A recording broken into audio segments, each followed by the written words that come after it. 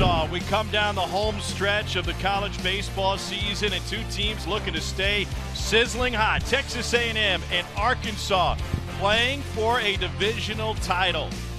It's a top 20 showdown. Hello, everybody. Welcome to the weekend. This is a key one. 3-game series between these two as Arkansas looks for its first division title since 2011. But A&M in the thick of things. We've got 5 teams within 2.5 games with just 2 series remaining. It's such a big weekend. We filled the broadcast booth. Welcome, everybody, to Northwest Arkansas. Tom Hart alongside Eduardo Perez, his first ever trip to Fayetteville. And Kyle Peterson. KP, this is an Arkansas team that is happy to be at home. They're almost unbeatable here, but they would love to finish their season in Omaha. They would. They've got a chance. I mean, right now, Arkansas playing for the potential to be a national seed. They're in a really good spot right now. So with a good finish, Arkansas could be playing here all the way to through Omaha if they would like to. What stands out is the offense. It's one of the most potent offenses in the entire country. They lead the league in home runs. They lead the league in average. They lead the league in slugging percentage, and that's what you'll see from this offense, especially at this ballpark. Tommy, you talked about it. They like playing here. 27-3 is Arkansas this year at Baum Stadium. Wind blowing from right to left at 8. It'll carry to left center. A lot to play for both of these programs. Not only a title, but a chance to be home through the postseason. Meanwhile, for Texas A&M, they have a chance to get that. They knew they would have some key players, but when they brought out the Hellmans, they brought out the best. They really did, and everybody knows about Braden Shoemake. He was going to be the guy, the epicenter offensively. His numbers are there, but Hellman has really been a nice surprise for the Aggies this season. 378, leading the team in hitting, 3rd in the SEC. You look at the stolen bases, it's a team that puts a lot of pressure on you. If they're going to win, they're going to have to put pressure on that defense. Those are the only 2 guys above 300 in the batting order for head coach Rob Childers. Here's what his lineup looks like. And Hellman at the top of it, not only leading the team, but also leading the league in hitting. This is a Texas A&M team coming off of a tough series, as they all are in the SEC. Dropped 2 of 3 at home to Florida last week. Arkansas has its ace. It's Blaine Knight, undefeated on the season. The junior from down in Bryant, Arkansas, is 7-0 with a 2.77 ERA. He's beat some good ones now. Brady Singer, Casey Mize, Ryan Rollison. Blaine Knight has beat them all head-to-head this year. He's been a giant killer, low 90s slider anytime. Those are the main 2 that you'll see from Knight. When he's right, you see that fastball get up 93, 94 with good arm side sink. Should be a fantastic crowd, not only tonight, but all weekend here at Baum Stadium in Fayetteville as Michael Hellman fouls off the first. Hellman, a league best 378 average. He's got a half a dozen home runs. He's 3rd in the league in on-base percentage. All for a guy in his first year in this league. Part of the Nebraska pipeline here at Texas A&M by way of Hutchinson Community College, where he was the junior college player of the year last season at Hutch. Also won a gold glove at second base at the JUCO level. Saw him a few weeks back with you guys at College Station. Drive the ball to right center field. This guy has a really good idea of the plate. Uses the entire field, and you can tell a few weeks later the confidence is building and building. Remember, too, Eddie, that was the first weekend he pushed into the leadoff spot. Zach DeLoach had been the leadoff hitter for A&M the entire season. Hellman's moved up to that spot, and the patience at the plate, the ability to drive the ball the other way is fit perfect. 2 balls and 2 strikes now to Hellman. The strength for Texas A&M is in the top of their order. After Hellman, it's Foster, and then Braden Shoemake.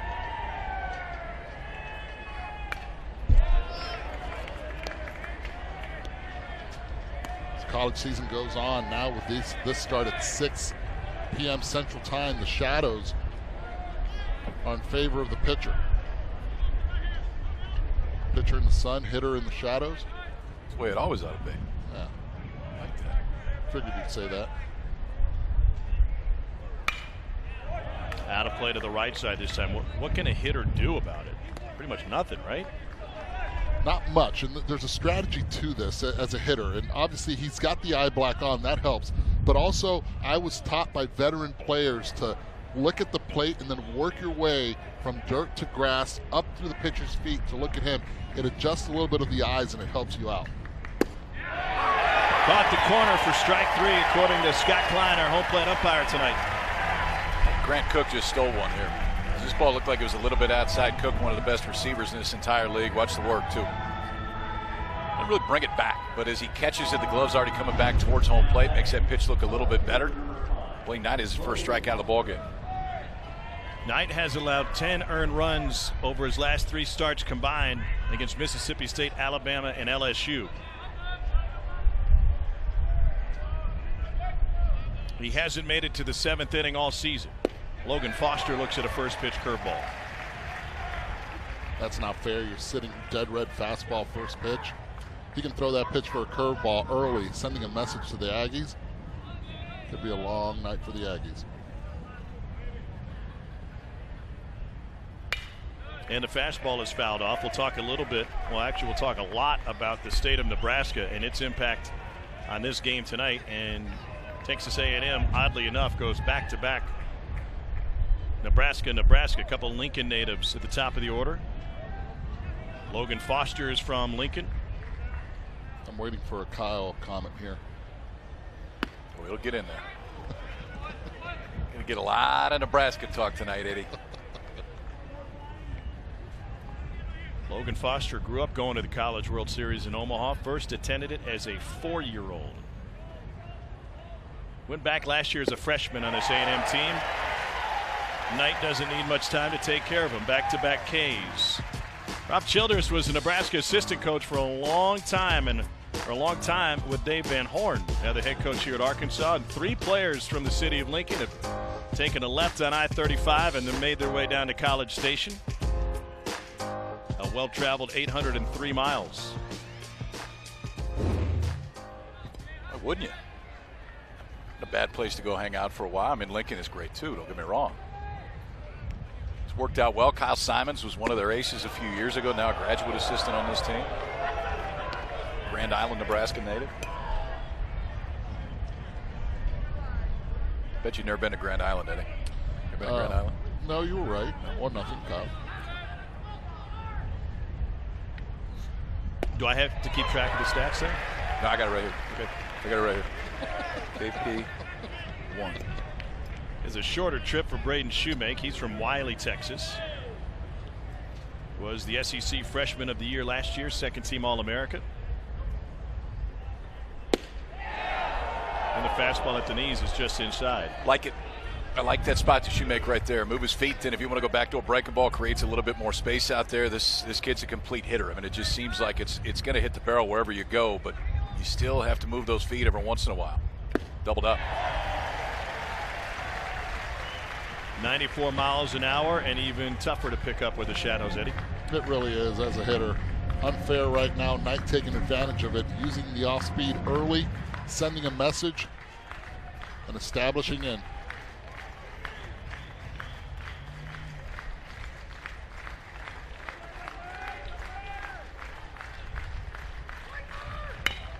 Chopper up the middle. Carson Shaddy, the senior. Nice stretch, and it pulled him off the bag. Hunter Wilson couldn't stay anchored. And Shoemake will get first base. Yeah, this is really interesting because Hunter Wilson, yes, he did come off the bag, but he went back to it. Replay is in play if Dave Van Horn wants to take a look at it, and he is signaling to the umpires that he wants him to take a look at it. I don't think he got back, but the one thing about this, Shaddy didn't have to get rid of it quite that quick. Maybe. I think he what do you did. think? Think he got back? I think he did. That was one where he could have taken another step if he wanted to. The throw from second base not as long. He throws off that right foot like he would do when he was over at third base before. And remember, Hunter Wilson is making a rare start at first base. Dave Van Horn has not been happy with the offensive production of his first baseman. Wilson is a middle infielder by trade. Really good job by the umpire staying with it, though. Force and tag play calls are reviewable in SEC play and SEC tournament play. They would not be reviewable in the NCAA postseason. Is this the kind of play you would review, though, with 2 challenges per team in the first inning? Or would you rather hold on to it? I don't think I'd save them. I think that if there's one, especially gets you out of the inning, gets you off the field right here. Yeah, if it's one you think you can get, I think I'd be comfortable using it in the first. I don't think this one's slam dunk, though, guys. Must be indisputable. It doesn't. To overturn. It would be an error on Shaddy on that one. Yeah. Well, Arkansas has used Jordan McFarland over at first base for a good chunk of the season. Jared Gates played some first base. And Dave Van Horn started using Hunter Wilson over there. Played some in the fall over at first base. What do you got? His foot kind of turns. Right there. I think he's out.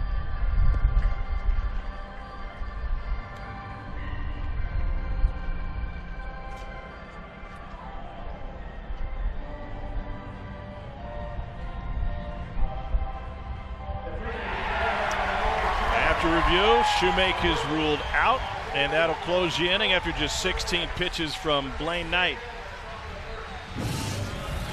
And with good presence of mind to get back to the bag. He feels it. He knows he's out of it. Some first basemen sell it right there and keep going. But he gets back to it. Nice presence of mind.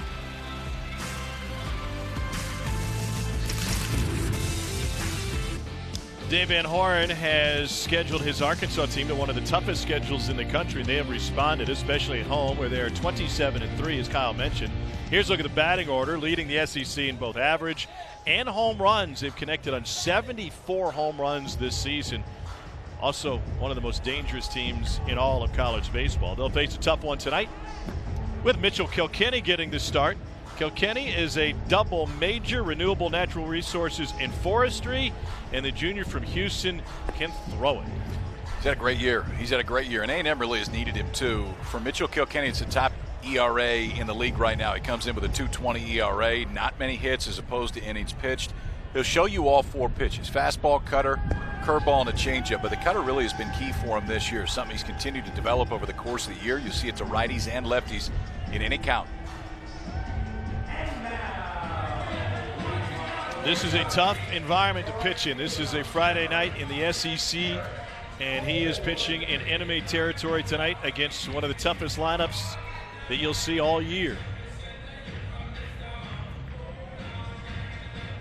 He'll start with Eric Cole, who's top 5 in the SEC in batting average. Kilkenny was great last Friday against Florida, struck out 7, didn't walk a batter over 5 2/3. But his bullpen gave it away. He left when it was 1-0. They lost 9-0. Eric Cole had a nice series last weekend against the Tigers in Baton Rouge. At the box, first at bat, that Friday night start against Hess. Actually, a lot of pitches, fouling pitches off until he was able to go deep for a leadoff home run, setting the tone for the Razorbacks. I think he's the most dangerous leadoff guy in this league, because he can do absolutely everything. On base percentage above 400. Leads Arkansas with 12 home runs. Can run a little bit. We talk about Fletcher coming into the season. We talk about the freshmen Martin and Kerstad, who've had great years. But Eric Cole has been a rock in this lineup. Got him off to a great start in that LSU game, as Eddie mentioned. Chopper up the middle. Shoemake got him. He also led off the first 2 games of their Kentucky series with a home run in the bottom of the first.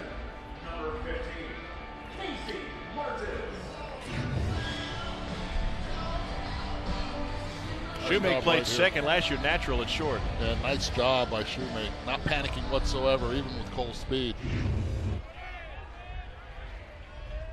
So here's Casey Martin. This is an Arkansas lineup led by a couple of freshmen. Martin is the first in the batting order. He had 5 hits last week against LSU.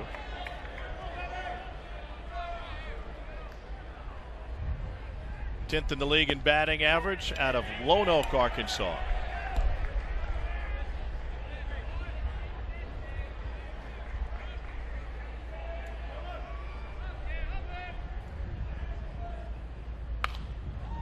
A little squibber will spin fair. Kilkenny can't make the play. Try that one in the pool hall on a Friday night. A little massé. Yeah, this is a tough one too, because as a pitcher, Kilkenny comes off the mound. At this point, he's the only guy that can make this play. So Hunter Coleman at first base is going to charge it. It's a cutter that goes right off the edge of the bat. And as Coleman comes in, there's no way he's going to get back there. So the only play right here is Kilkenny, and he's got to field it cleanly and then have all the momentum take him over to first base. But that ball is spinning so strange when it gets into the grass. If it doesn't hit into that glove right away, it's going to spin right out of it. Probably goes an infield single right there for Casey Martin. So 1 on with 1 out. And they go from freshman to freshman. Heston Kjerstad. He's from Amarillo, Texas, and he looks at a curveball. Sometimes you look at the plate and you can tell the guy is hitterish. I like Heston hitterish. Kjerstad is hitterish at the plate. Nice firm stance. Hands held low.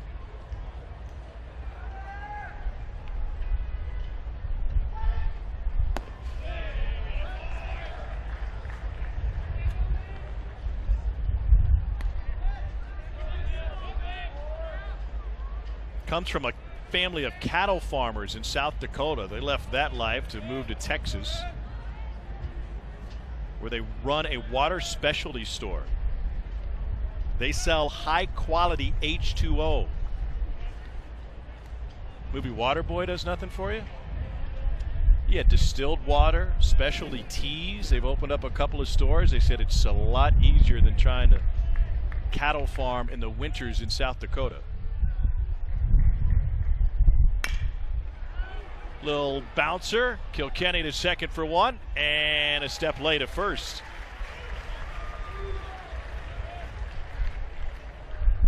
Two down. Might not seem like much, but in the Florida series last week, it's a Texas A&M team that didn't field a bouncer up the middle in a similar situation with John Doxakis on the mound. That turned the entire game around.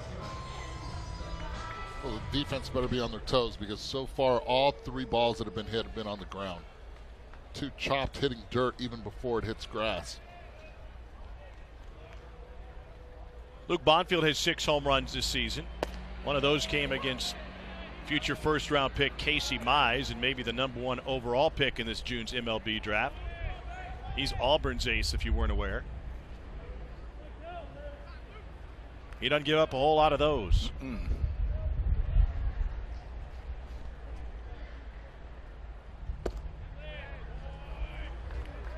By the way, Mize could go first overall after not being drafted out of high school. He'd be the first since Steven Strasburg to pull that off. It worked out well the last time they did it. Turned out pretty good. Yeah. Late bloomer. Guy that can throw the strikes. Doesn't walk many guys. College. Heck of a split finger, too. The numbers for Mize this year are just, I mean, they look fake. When you look at strikeouts to walks, that's a 17-1 strikeout to walk ratio. He's walked 1 guy since the last time I was on with you guys. Yeah. That was like a month ago. In like the last 3 weeks. He punched out 15 and didn't walk anybody. A whip of .68. 119 strikeouts in 84 innings for Casey Mize, who's going tonight for Auburn. Detroit Tigers have the top pick in the draft, which will start on June 4th. The value of that pick is north of $8 million. All of the buzz right now is centered on Casey Mize to be the first pick. So often you get to this time and there's a lot of names getting thrown around, but that just seems to be the only one that you hear right now. There have only been 6 college pitchers to go 1-1 after not getting drafted out of high school. The others were Matt Anderson out of Rice in '97. Chris Benson, Clemson, went to the Pirates in '96. Andy Bennis, the former Evansville ace, in '88. Tim Belcher in '84, and Dave Roberts in 1972. Sometimes it's signability issues. Sometimes guys simply develop and mature. Soft line drive up the middle. Headed to third is Kjerstad. Now he'll stop, and Arkansas has 2 on with 2 out.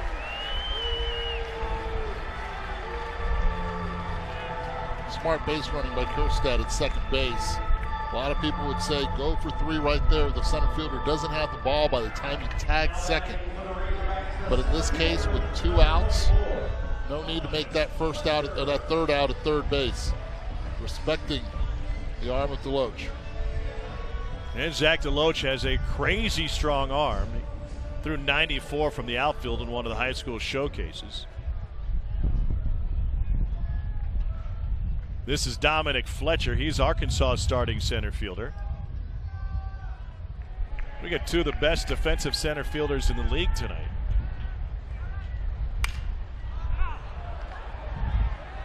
The wind will push that one a few rows deeper than it would have been. It is whipping in from right field. Oh yeah, that'll end up where your car is. Not that far away. Good walk-in today, huh, Tommy? Good for you. They said we needed the exercise, so we exercised.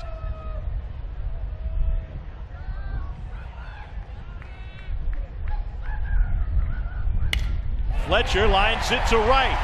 Kerstad will be waved home, bobbled by Walters, and Arkansas is on the board with a little two-out rally here in the first.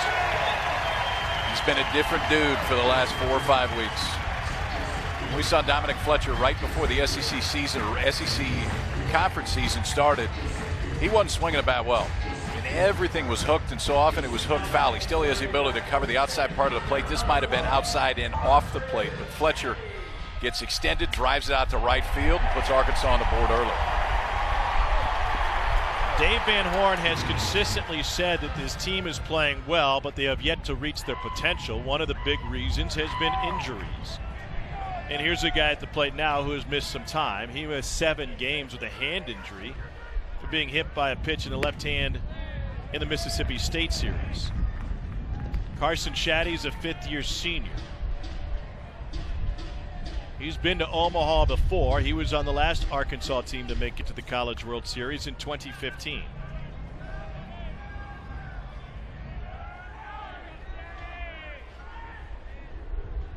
And Shaddy belts one deep to left. Foster will watch. It's into the hog pen.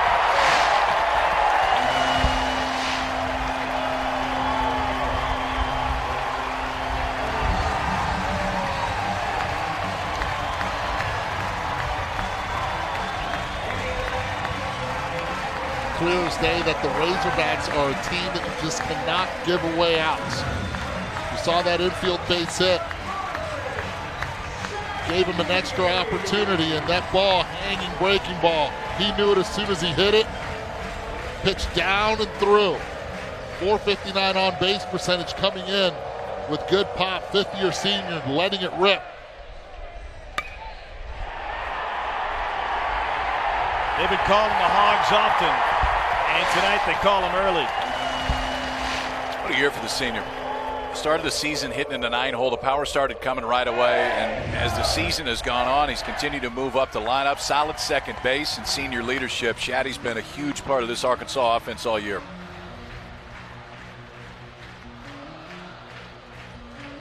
He was devastated when his name didn't get called in the Major League Draft after last season.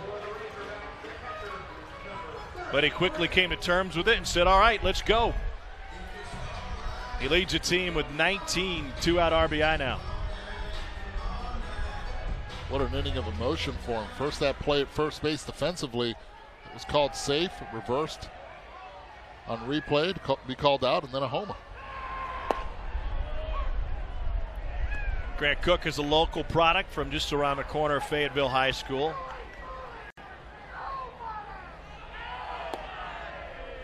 He's a junior, might be one of the top 5 draft eligible catchers in college baseball.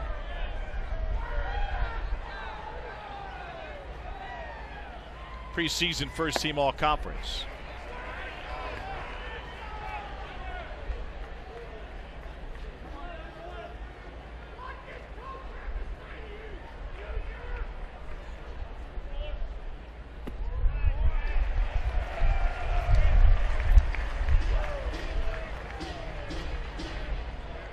Most earned runs Mitchell Kilkenny's given up in one game this year is 4.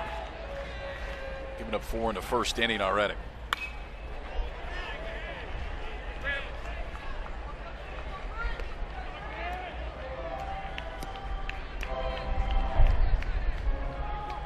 Arkansas as a team is hitting .306. That home run was their 75th as a team.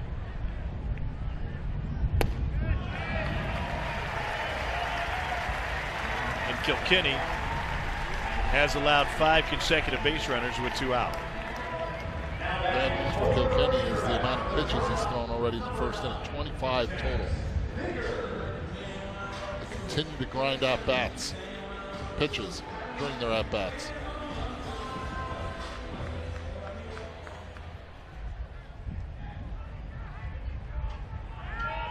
Jack Spiggers is from Missouri City, Texas. Junior shortstop bats in the 8-hole, and he's got 3 home runs to his name.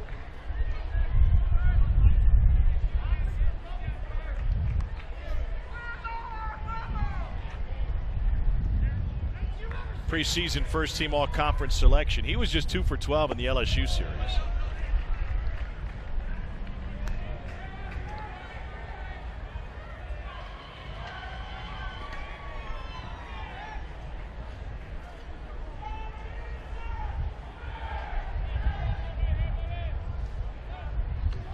So much for the shadows affecting the offense of the Yeah, that's right. Well, their rods and cones are adjusted here at home.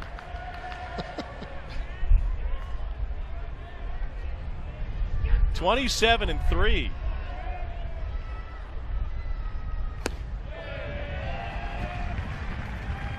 The only knock on Arkansas this year has been that road record. Incredible at home, scuffled on the road. They have not won a road series yet. Final road series will be at Georgia next weekend.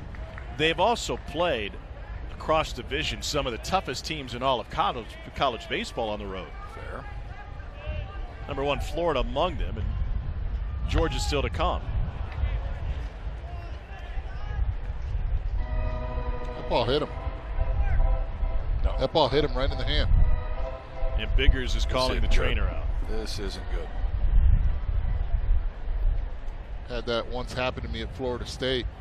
That is a painful situation right here. You hold the bat, clearing the cutter in, probably hit him right on the index finger.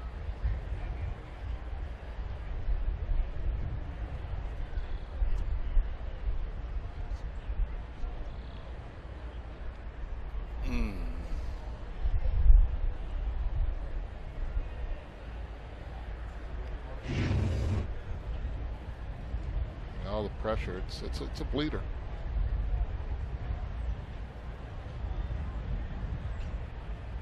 He doesn't want to come out of the game, does he? Take a listen. He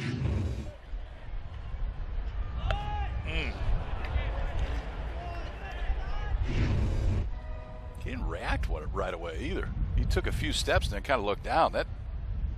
Well, your first instinct is to run right after, but How often have you seen a finger bleed when it gets hit? it's actually the best thing that can happen if it bleeds. Because all that pressure will be there, and if not, they're going to have to then drain it. If it doesn't, all the pressure gets to the top. He is in a ton of pain right now. And I think what he saw when he took off his batting glove upset him even more. The visual of the injury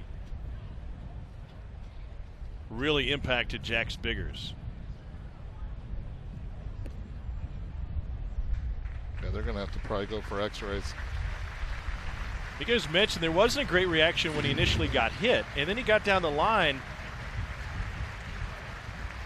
and he knew something wasn't right, and then he saw it. That's what it was.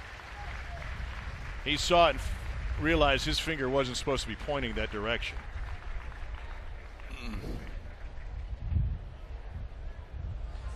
Yeah. Whatever he saw when he got the glove off made his stomach turn. So Arkansas shortstop is lost at least for this game. Jack Kenley enters and inherits a 2-2 count. And Kenley promptly grounds one to Shoemake. They'll go the easy way for the out. Arkansas may have a 4-0 lead, but there are concerns as the injury bug bites again. And it gets their starting shortstop. 2 batters before that, Joy, Carson Shaddy. Go get it, senior. 4 guys in double-digit home runs now in this Arkansas team. Carson Shaddy joins them right now. Home run number 10 makes it 4-0 Hogs through 1. Well, Dixon Street won't look that lonely throughout this weekend. It's graduation weekend here at Arkansas.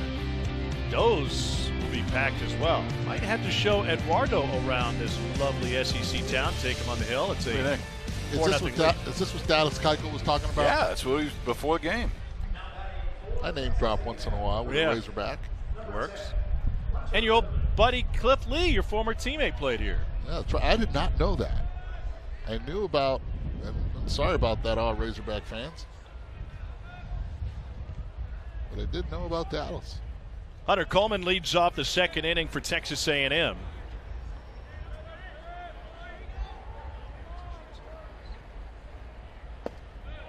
Arkansas is without Jack Spinkers, who was hit in the hand by a pitch in the bottom of the first inning. Jack Kenley finished off his plate appearance, and now Kenley moves into the defensive alignment at short. Wow, this is a moonshot deep to left. Where will it land?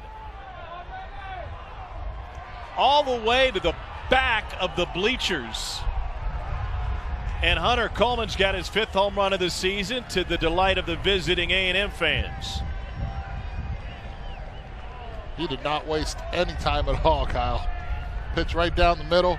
It was a long bottom half of the inning. Sees the first pitch, the one he likes, and he knew it as soon as he made contact. This is the second time in 2 games Hunter Coleman has hit a tape measure home run. He hit one on Sunday against Florida that was perhaps this far. It went off the rec center behind the wall in left field at A&M.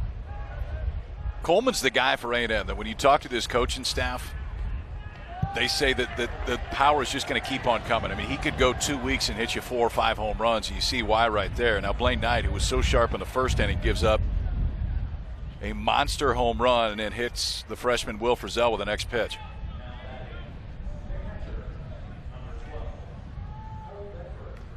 This is Cole Bedford. After Will Frizzell gets hit by a pitch, Bedford also homered in Sunday's win against Florida.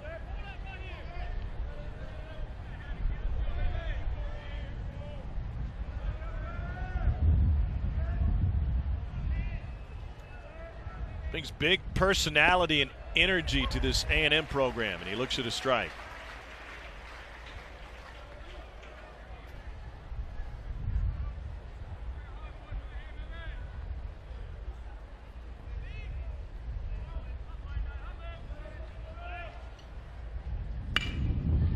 Through the left side, past Martin. Aggies have a pair on, and one already across here in the second.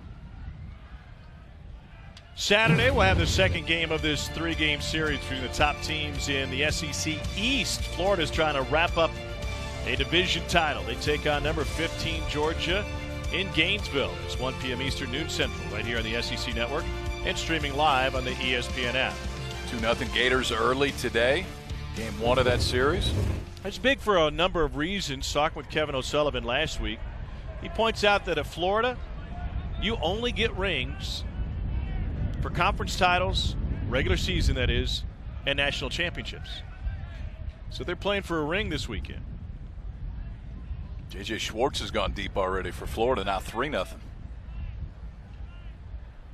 Zach DeLoach will drop a bunt foul. The other aspect of that, KP, is if they wrap it up this weekend, I think their magic number is 3. So any combination of their wins and Georgia losses gives them the division title. I think Kevin O'Sullivan can do whatever he wants with his rotation next week. He can limit pitch count, which I think is the one thing. The other thing right now for Florida is they need to find that third starter. They're not quite sure who it's going to be. Tyler Dyson, who was so good for us last year in the finals, Eddie, has not been great the last few weeks, has now come out of the rotation. Jack Leftwich, the freshman, has been inserted. He's been okay.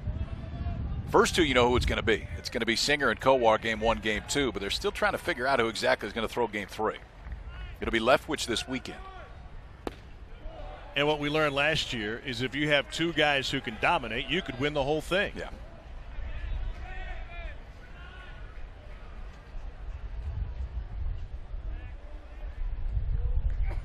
They had a good one on the mound last year with Faedo. Oh, yeah. He's going to zip through a minor league system for the Tigers. That's one that you just don't have to teach a whole lot more to. Maybe throw that changeup a little bit more, get control of it. Ooh, you don't see that one very much from Knight. Slow breaking ball. 74 miles per hour.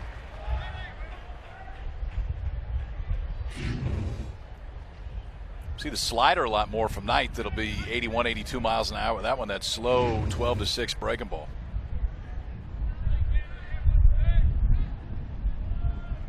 Zach DeLoach has a big arm. He's got great speed, tied for the league lead in triples with 5.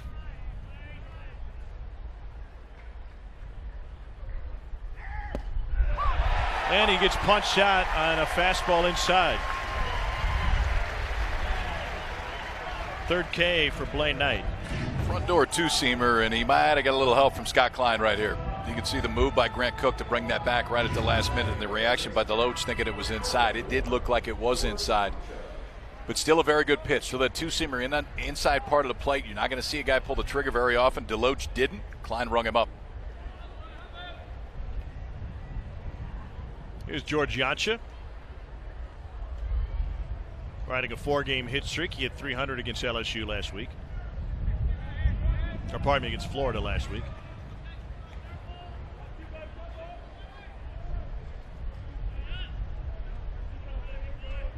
This A&M team made its way to Omaha last year. Arkansas last made the College World Series in 2015.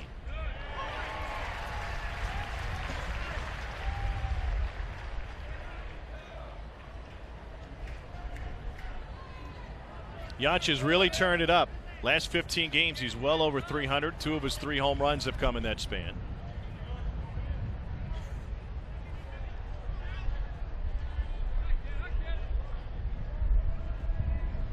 He was the opening day starter at shortstop as a freshman.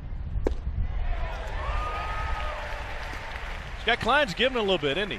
He's giving him a little bit, but Knight is actually taking advantage of what Klein is giving him. Why go right down the middle when you can hit those spots?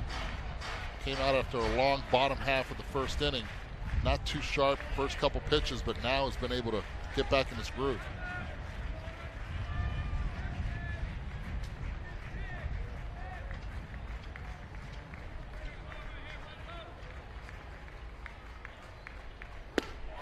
Wow.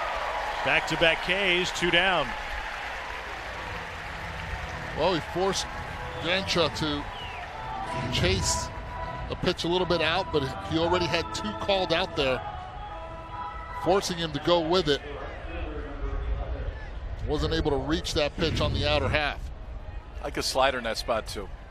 Fastball on the outside part of the plate, sticks it, gets strike 2, then throws a slider out of the same window. Velocity's a little bit different, moving away from the barrel, and Yancha just couldn't get to it.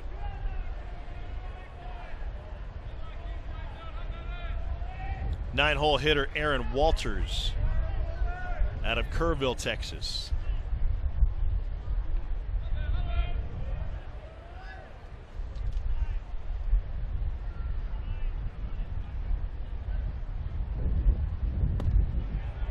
Been a revolving door in right field over the course of this season for Texas A&M. Walters is just the latest.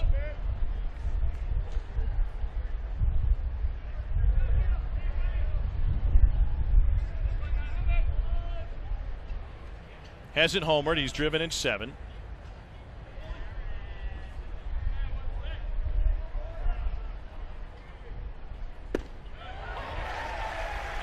From Kerrville, home of the Kerrville Folk Festival, which is ongoing right now. Surprised our director Steve Turnberger isn't in Kerrville right now. I think he's going right after. 18 straight days. Berger's a big fan of Ordinary Elephant.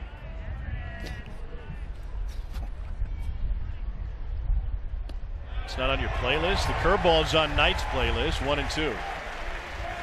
Knight's living on that inside part of the plate, glove side to him.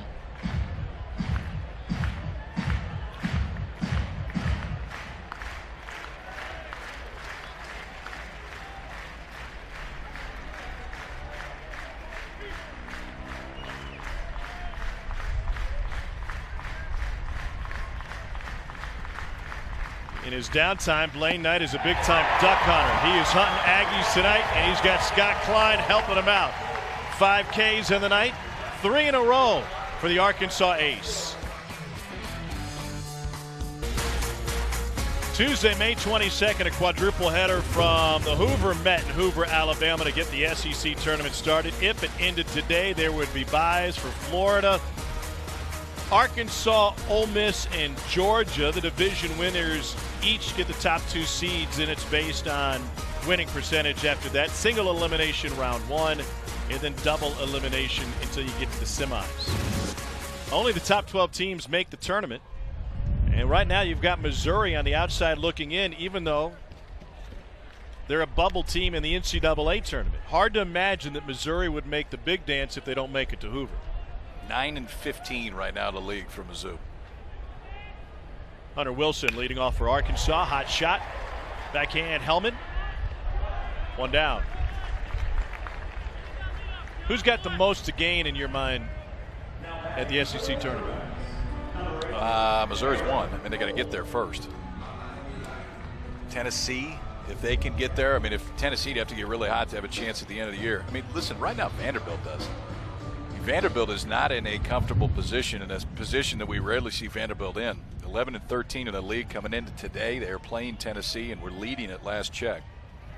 Missouri at South Carolina this weekend. South Carolina's been on fire. Vanderbilt has lost 9 of its last 11. And 8 of those 9 losses have come to teams outside the top 25.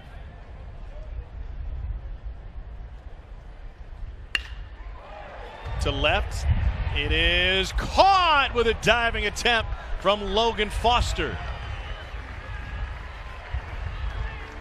You got to love Logan Foster, what he did there. 2 elements he's dealing with. 1, the wind, and 2, the sun.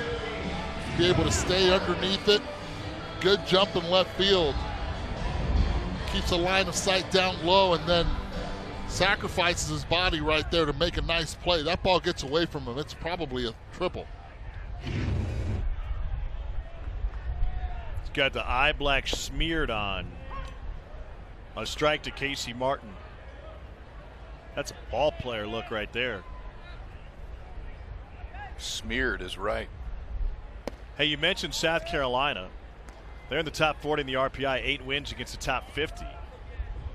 Not only playing their way into the tournament, but they may have played their way out of a Clemson regional, I think, which is underrated.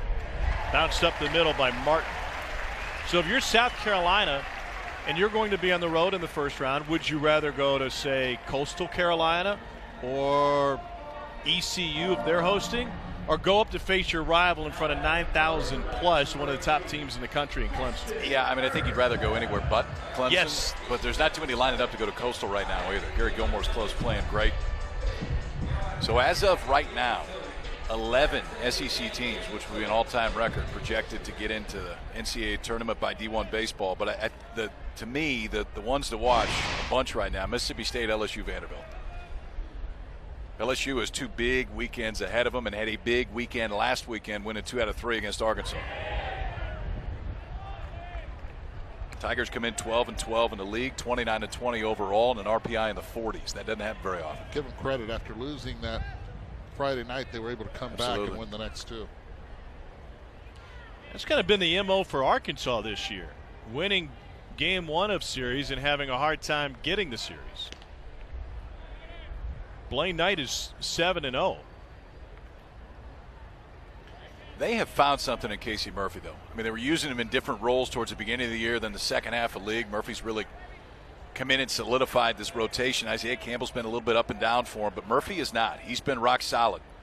He'll throw game 2 for Arkansas tomorrow. Good block.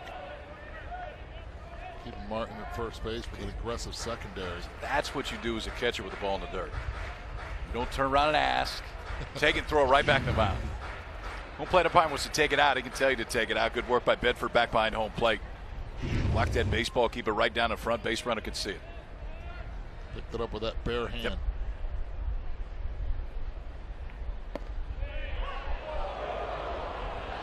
Kerstad looks at strike 2.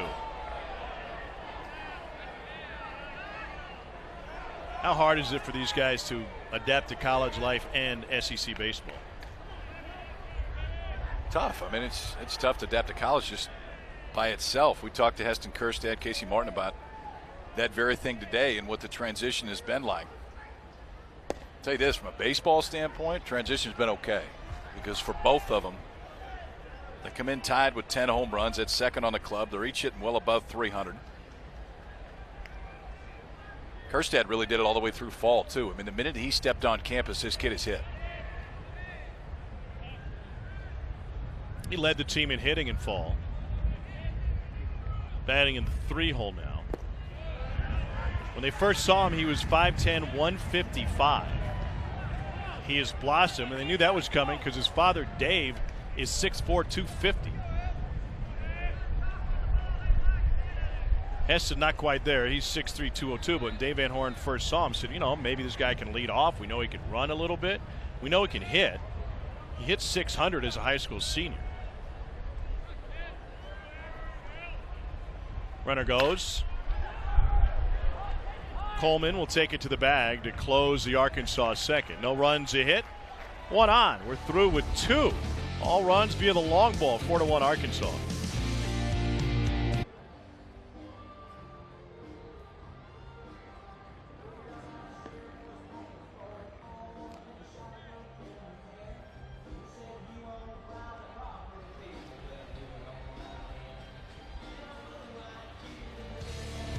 All right, Dari, thanks. Happy Mother's Day weekend. I got you some chocolate-covered strawberries. 4-1 Arkansas with the lead. Is that what those are? Have you ever seen those served at a ballpark before? Tower of power right there. What Are they really? They're not melting either? It's glorious, and it's got my attention. So does whatever's in that red Solo cup, but I digress. I know our producer will come up with one of those up for us. Right, Gus? I have a feeling that you go into the hog pen and you could sell just about anything tonight. Here's Michael Hellman. I think that's the case most nights.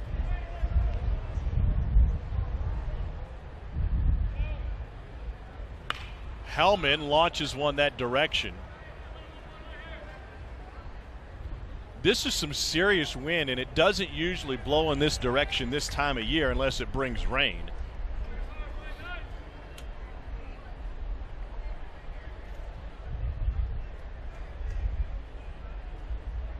It will be more right to left as the weekend progresses. Dave Van Horn gave me the entire wind prediction and forecast through all 3 games, lest you think that he's not aware of any and all advantages. 16th season as a head coach at Arkansas. He's taken the Razorbacks to Omaha. He's took Nebraska to Omaha when Rob Childress was his pitching coach. And 2 of the A&M assistants were players on his team. Well, both Jeff Christie were both on those clubs. Huskers all over the place. We got strikeouts all over the place. That's 4 in a row, 6 in the game so far for Blaine Knight. He's now struck out the last 4. Justin Seeley was also on. Justin Seeley, absolutely.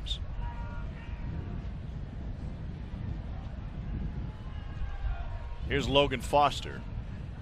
Probably watch those teams as a youngster going up in Lincoln.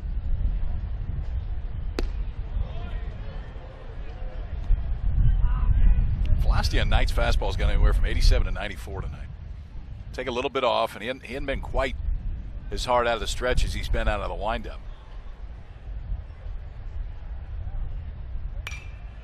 Let's not forget he's also thrown a curveball at 74 miles per hour. 20-mile-per-hour differential. Not even the wind could do something with that. It's a new one. We haven't seen as much of that from him. Usually it's fastball slider. Don't see that slow curveball very much. I like it. Jeremy Hellickson look. Hellickson started throwing that a little bit more this year. This update from Arkansas, Jax Biggers has left the ballpark to get an x-ray. As of now, they're calling it a contusion on his glove hand. Got hit in the hand by a pitch when he tried to bunt his way on in the first.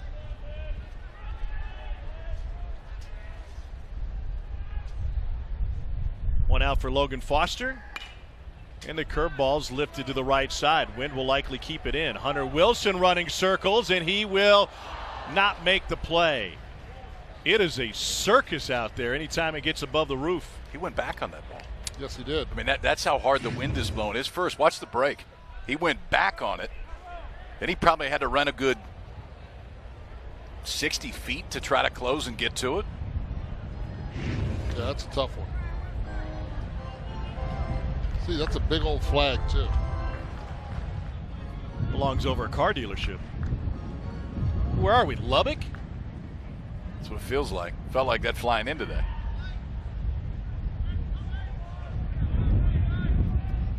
Baseball America calls it the best ballpark in college baseball.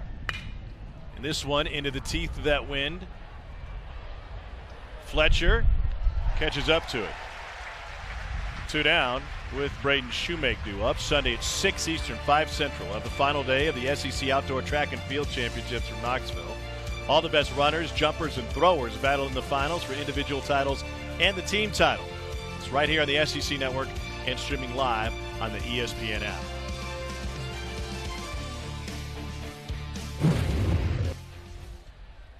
What's your event? Track and field. Track and field, what's my event? Triple jump.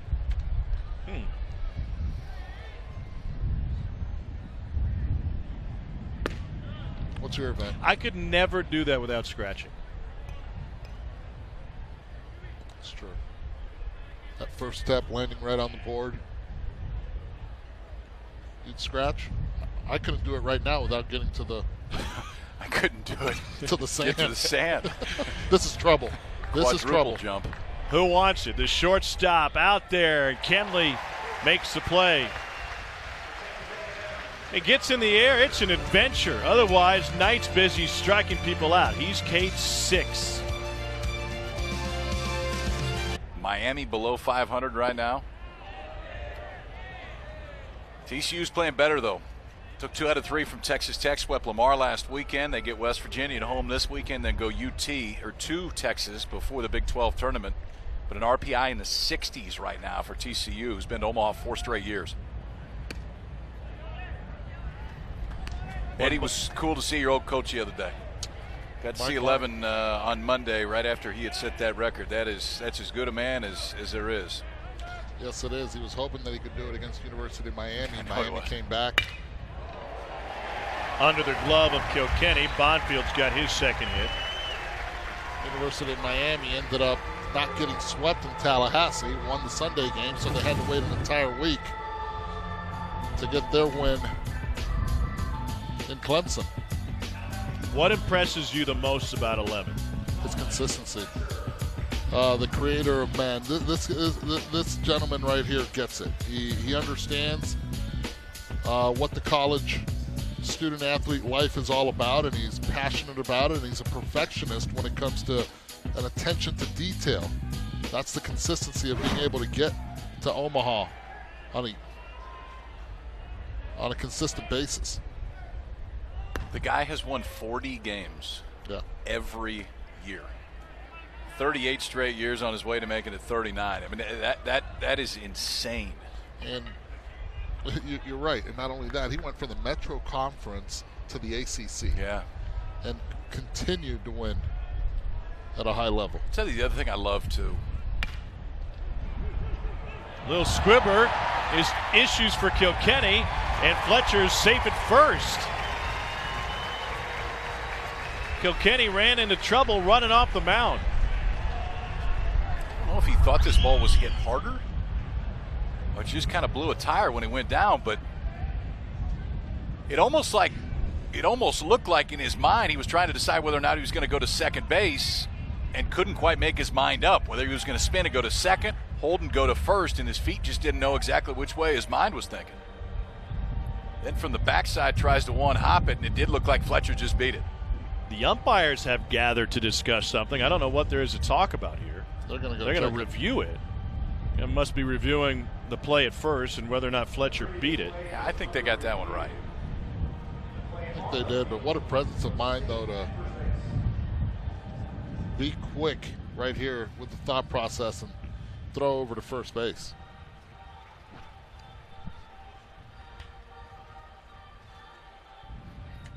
Remember, Kilkenny got fooled a little bit with Casey Martin's swinging bunt that twisted up the first base line in the first inning.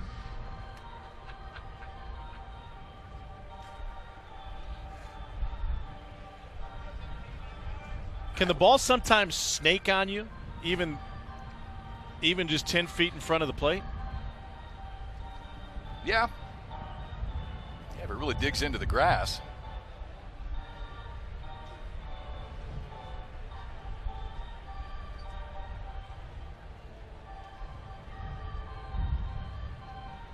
It just looked to me when he went to field that ball that just wasn't quite sure where he wanted to throw it.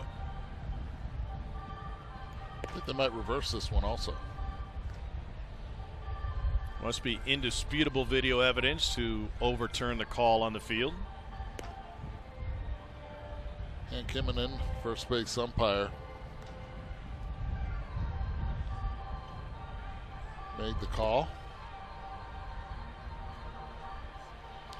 Is it just me, or does a cameraman there on the left kind of look like our director, Steve Turnberger? Just you. Fair. Scott Klein says he's out.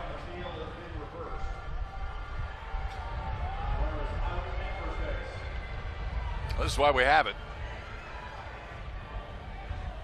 That's still, I mean, that's maybe out by a frame right there. That's about as close as you can get it right there. I don't know if that angle shows you, because that angle doesn't show you when the ball hits the mitt. It's in there now. Yeah.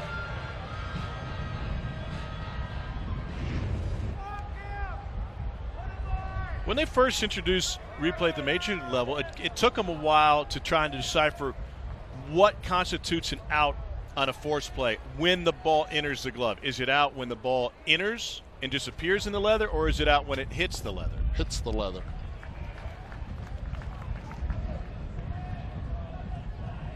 That's the way the rule is set up, at least at that major league level. And that's certainly what should apply at all levels, don't you think?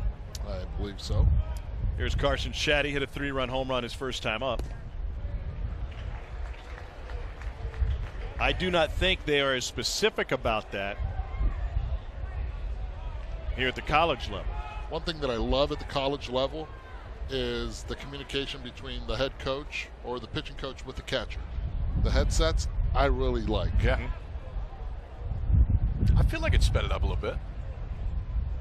I think it's taken away the confusion. It's not only throw fastball, throw curveball, it's game planning also. Let's not forget what this hitter did last at bat. Takes away a lot of the responsibilities on the catcher. You see the headset right there. You see the wired up. I think this should be also done at the higher level. Wireless communication between a walkie-talkie in the dugout and the catcher. Hold on, go back to it. You think in the big leagues? I absolutely do. Really? I really do. I mean, now with the visits controlled in the big leagues, this right here, he's talking to him. He's letting him know what he sees from his angle. I think it speeds up the game. They're talking about being able to move the game along. Van Horn doesn't need a walkie-talkie to let Scott Klein what he thinks about his strike zone. Some chirping from the Arkansas dugout.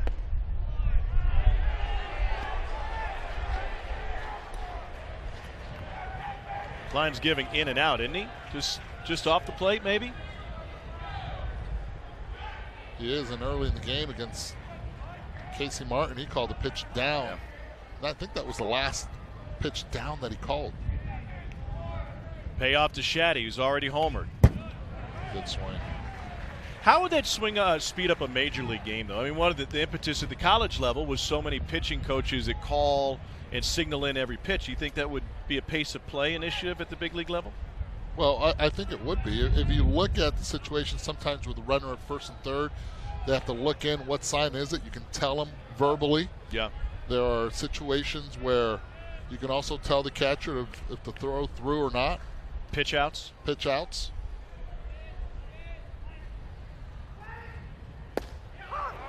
Punched him out. Pitch.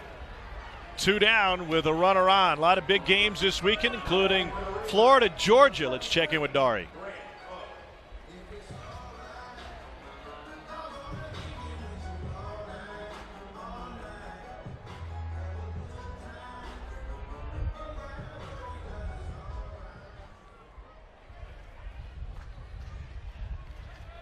Brady Singer was untouchable in his last start, which came against these Aggies. It was his first complete game shutout, and now things are a little bit different tonight against Georgia.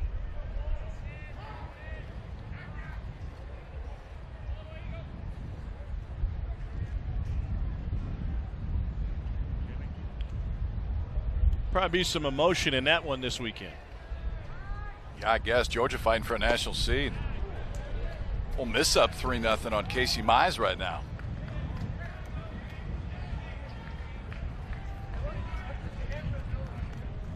Ole Miss won the opener of that series yesterday, 5-4. So they did not move Casey Mize to Thursday night, even with back-to-back series starting on Thursday, which means we'll see him next Friday on the SEC Network as Auburn plays host to LSU. We'll take that. Well, I'll be there Thursday too, but you'll come in and join us. Well, I'm selfish, and I wanted to see Casey Mize, so I'm glad he's throwing Friday. Fair.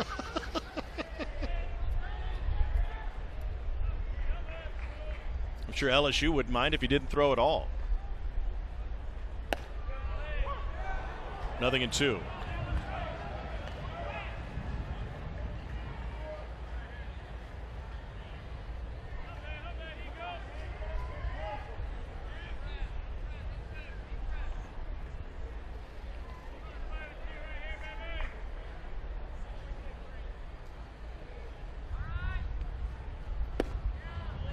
The Florida-Georgia series isn't the only big one in college baseball this weekend. There are some monster series from coast to coast. North Carolina and Duke are meeting right now. 3-0 Duke in the 6th inning. That one's in Durham. And Stanford and Oregon State meeting out west. Stanford could basically wrap up the Pac-12 if they should win that series. No Pac-12 tournament, so they still got a couple more weekends to go.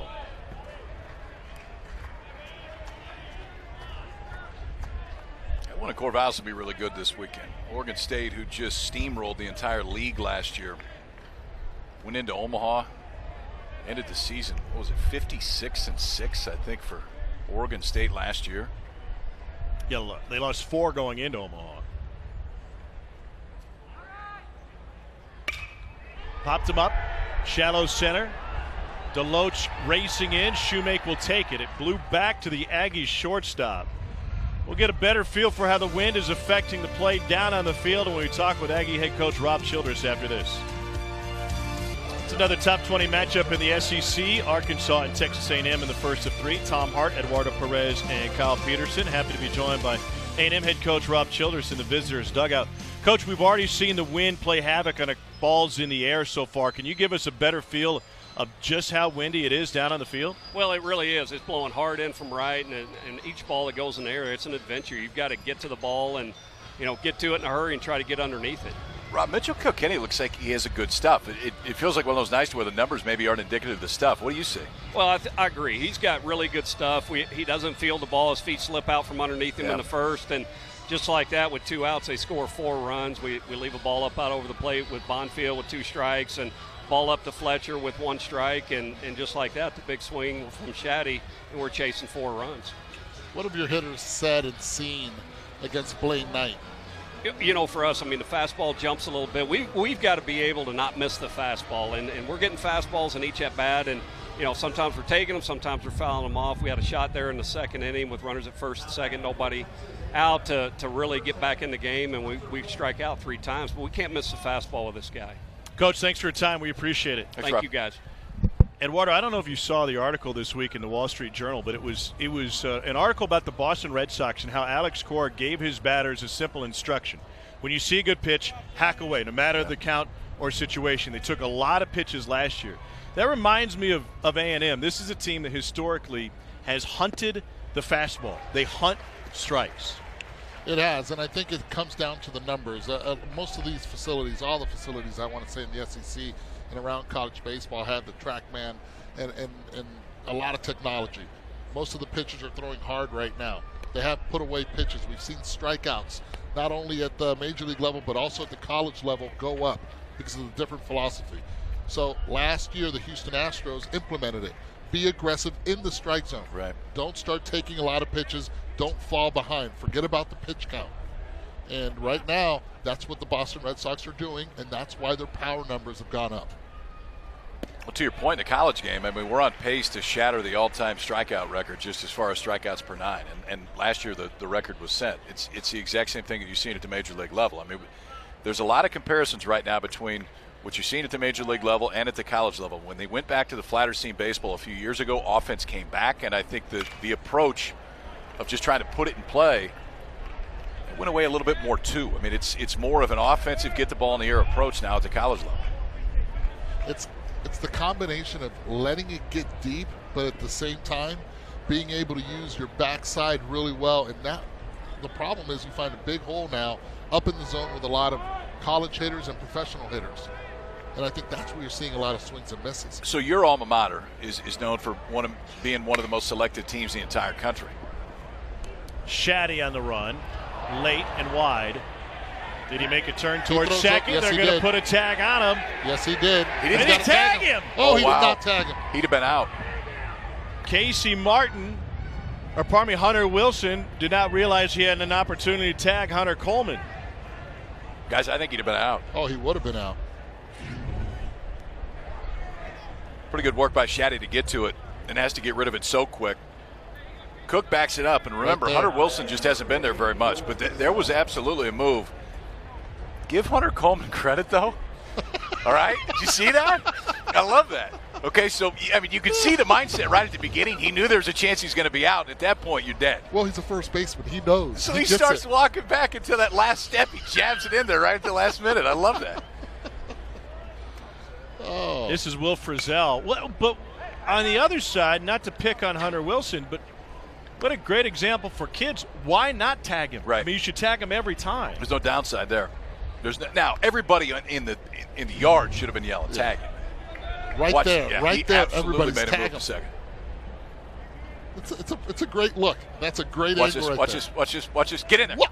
Right at the last minute. I love it.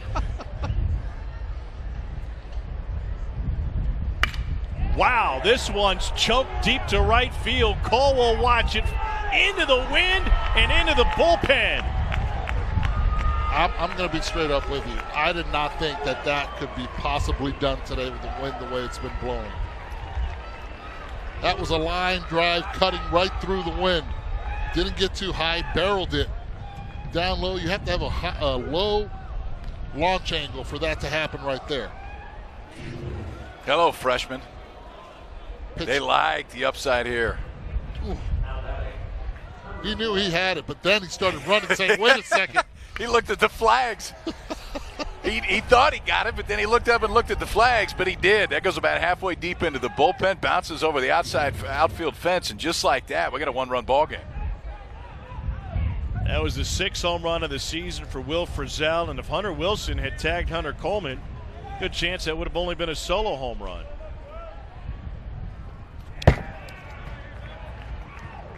The wind is blowing in at roughly 20 miles an hour.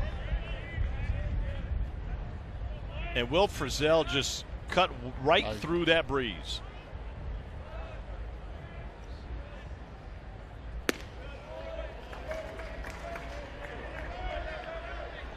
It's a 4-3 game. I must be an idiot because I thought we'd have an offensive series, but then I saw the wind blowing in today with 2 aces. I thought to myself, well, then this might be one of those 2-1, 2-0 games. I was wrong. 4 rip in the first. Yeah. Here we go. That one off of Cook's helmet. Yeah, that got him square.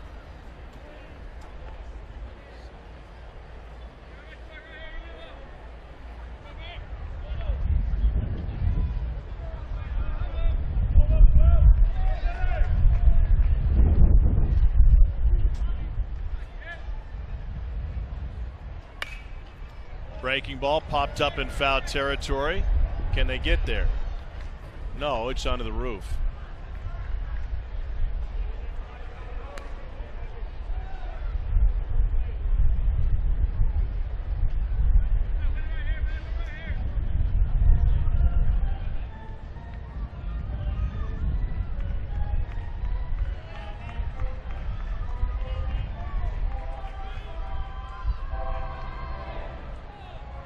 They have an organist here. Kevin Jones tickling the ivories up here in the press box. Every place should have an organist. It should just be mandatory. You don't think so? And there should be one like in the airport and in restaurants and everywhere you go. I mean, there should just everywhere. be everywhere. Doesn't the grocery store? You Row should roll 16 in. of your regional jet. There's Kevin. Yeah, he looks like an organist.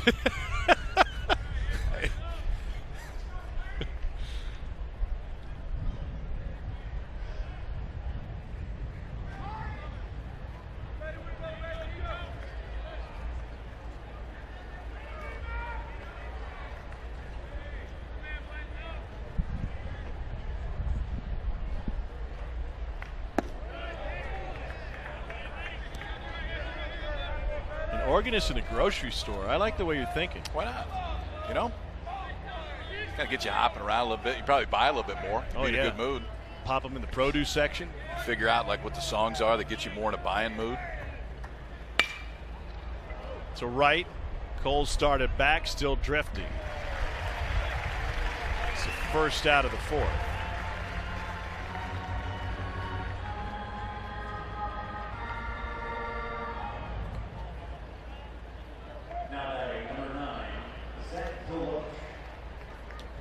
One down for Zach DeLoach. I was talking about DeLoach's athletic ability a little bit earlier. He's got an arm. He's got great speed.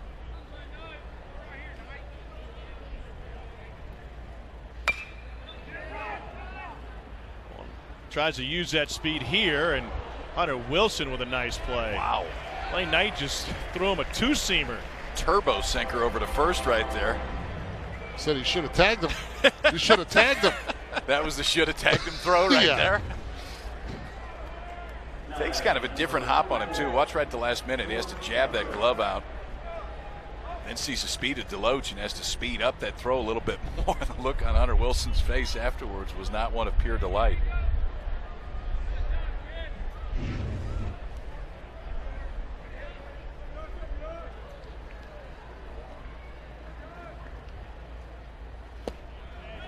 Swing and a miss for George Yancha. By the way, there's another non-traditional power out there.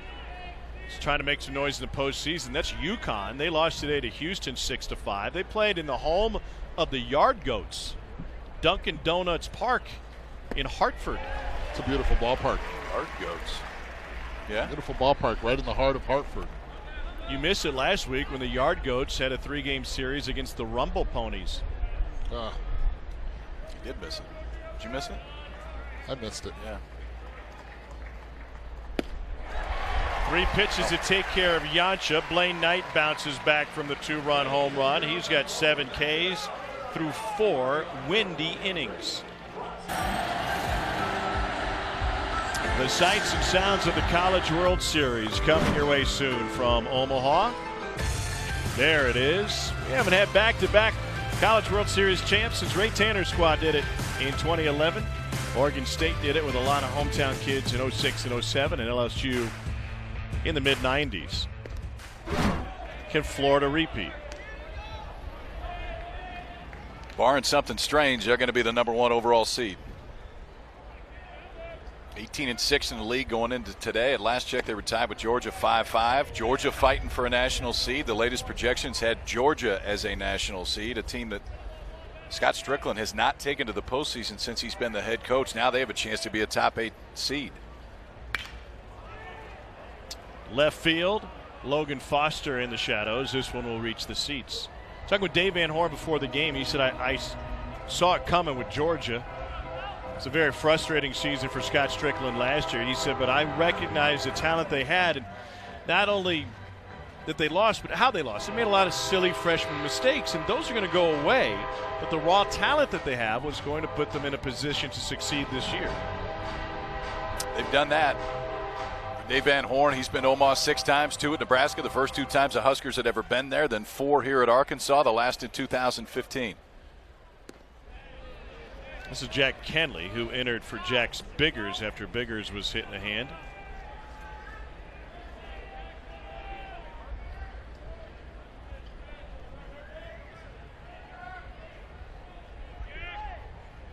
Somebody made this comparison this week. I think it was our buddy Teddy Cahill from Baseball America who projected that this year's NCAA baseball tournament would be very similar to this year's NCAA basketball tournament, in that there was pure mayhem because outside of the top 1 to 3 teams, there weren't really any other Final Four favorites. That everything was wide open. The Villanova had a great year. There were some good teams out there, but there were only a couple of elite, and that's what led to the mayhem on the hoop side. And outside of Florida and then Stanford, I think that probably fits.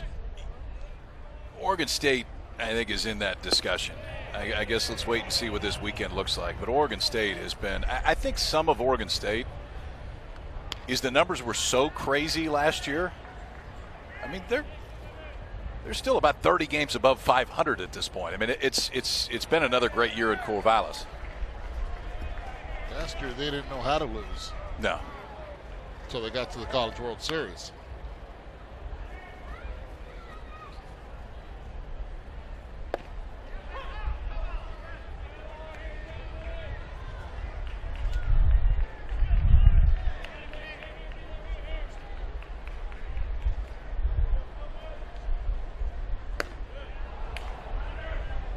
That's a good fastball right there. 3-1. You see a swing like that, yeah. A defensive swing, means you have a little life on that fastball. Line through the hole on the left, and Hunter Wilson's got a base hit from the 9 hole. All right, let's play a little game here. Let's go blind resume. Speaking of postseason, which team would you have higher seeded? What's the question? The first team. The first was Florida. The second was Stanford. Is that how we're playing the game? We're supposed to guess who it is, or we're supposed 13-5 against the RPI top 25. That's Saltine. Stanford's been hurt, really, by a few teams who didn't play as well as you think that they would. Rice. How are we supposed to play that game? It's like you get to a family reunion and you've lost the instructions on the board game. Were we supposed to guess who they were? Trying to figure out who the number 1 overall seed should be, Tom. Oh. Well, let's throw it back up there. I mean, what's the question? Florida's numbers are just drastically better. Isn't that how we have to decide these things? Tom, it's a television conversation. It's supposed to be it's like an icebreaker. You're supposed to continue talking about it. Look at this. Okay, so we got question marks. I think Florida's on the left. I think Stanford's on the right. That's a good guess. That's a good guess right there. Yes. Yeah. Nailed it. Just the strength of schedule says it all right there. It does, but here's Stanford's non-conference, which I'm not making an argument Stanford being the number 1 overall. Get the lead runner for out number 2. They swept Fullerton. Fullerton now has been playing much better, leading the Big West.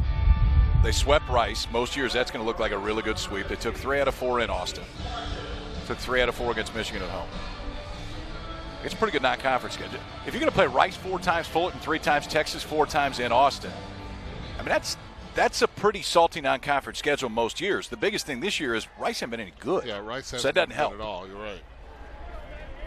Fullerton was down from an RPI standpoint. Here's Casey Martin. To clarify, Florida should be the number 1 overall seed. I'm not saying that they shouldn't, but I think that the 55 strength of schedule is a little bit misleading for Stanford. Coming into the season, it wasn't 55. No, absolutely not. They're trying to win their first conference title since 2004. Can they get to the number 1 overall seed if they win this series against Oregon State, if they sweep the series? To me, they would need some downward help from Florida.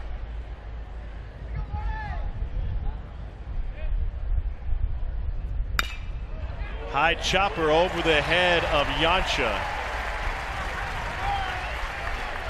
Florida's 2 through 6 hitters are 7 for 11 tonight. The rest of the squad is 1 for 8. See what happens? You talk to us before the game, you get 3 knocks. That's the way it goes. Talk to us or talk to you? Yes. That's what happens when you talk to a hitter's pitcher. That's right. Casey Starts Martin. the ball a little bit better. Third hit of the ball game, rolling the fourth inning. All singles for the freshman. Oh, sometimes you just can't pass up a good time. I have a bumper sticker that says that. Visit to the mound. Cole Bedford will be joined by Rob Childress and the rest of the infield. What's he smiling about? Did he just get a joke in the earpiece? Rob Childress and Dave Van Horn go back a long, long ways. Yeah, they do. They're on the same staff a couple of times, including those runs to Omaha while at Nebraska, with the likes of Will Bolt and Justin Seeley on the squad. Van Horn said before the game, I hate playing these guys. And it's not just because Texas A&M is good. He said, you don't want to beat your friends. You don't want to beat guys that used to play for you. And I know what he's thinking, and I know what he's feeling when he loses, because I feel the same way. How about how far they go back, though? Back to Texarkana, the Northwestern State, then Nebraska. They all coached together. Dave Van Horn, the head coach, Rob Childress, the pitching coach. When Dave Van Horn left, Mike Anderson got the head job at Nebraska. Rob Childress was the pitching coach for a year or two, then got the head job at A&M. But these two have remained incredibly close all the way through. And one of the tough parts about that was when Dave Van Horn was coaching Nebraska in Omaha in front of that sea of red in the College World Series, Will Bolt was telling me, there's Will on the far left of that picture, and Justin Seeley played for Nebraska. And Norm DeBryan was hiring Dave Van Horn. He goes, and I just thought now in retrospect as a player and what we're going through, Mr. DeBryan, couldn't you have just waited a week? Like, we heard those rumblings while we were in Omaha that our coach was leaving to take the Arkansas job. I think you got to realize the state that Nebraska baseball was in before Dave Van Horn got there. I mean, there was Darren Erstad was the #1 overall pick in the draft in '95, but as far as postseason success, it didn't exist. There wasn't any until Dave Van Horn got there.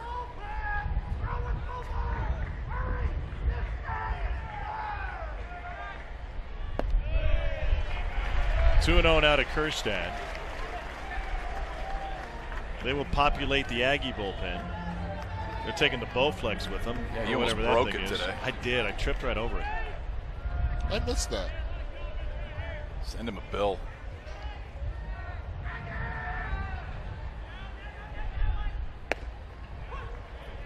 You seen one of those? Yeah, the Bowflex. Is that what they call them? Is that a Bowflex? So Bowflex the big machine. Bowflex is the big machine. We used to use those to warm up. They've been around for a long time. What's that mean? Just adding to what you just said. Adding to the same sentence.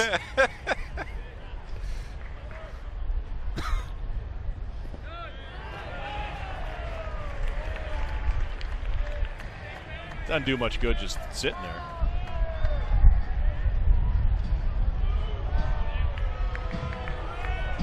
I've never seen a shake weight in a bullpen. Well, it's going to be interesting to see what Heston does here now at the plate. 3-1 count, took a 2-0 pitch right down the middle. He was taking all the way. So far 0 for 2 on the day. You got to free him up here, though, don't you? Yeah, you definitely have to free him up. 3-hole hitter, outstanding season. Struggled last week against LSU, had a 5-strikeout game. And he bounced back in a big way. He went 0 for 5 with 5 Ks on Saturday. Then Sunday, 2 for 4 with a home run. Drove in 3. Said, I learned a lot about the 0 for 5 with 5 Ks. Right now, it just seems like he's pull happy. Has to start thinking a little bit more up the middle. And he takes strike 3 to end the inning with 2 on. That's where Arkansas had its struggles in Game 2 against LSU. We'll get Dave Van Horn's feelings about it when we return. It's a 4-3 lead for Arkansas, top of the 5th inning in this top 20 showdown. Dave Van Horn has a headset on, and he's joined us now. Coach, there is no rest within this league, and you guys have a tough schedule all season long. What has that schedule taught you about your team? Well, it pretty much, helped us get ready for this league, and like you said, there's no days off on the weekends in the SEC. Everybody's good. Everybody has a lot of talent. It's just a matter when you catch people, if you're playing good or they're playing good, and it's just going to be a battle to the end. Dave, what have you seen from Blaine Knight tonight? Well, he's had some really good hitters. He's just made a couple of mistakes, and it's cost us 3 runs. But his stuff's pretty good. You just need to continue to locate away and in, and when we've left 2 to the middle, it's they've hit him hard. So they're a good hitting team, well coached, and it's going to be a battle.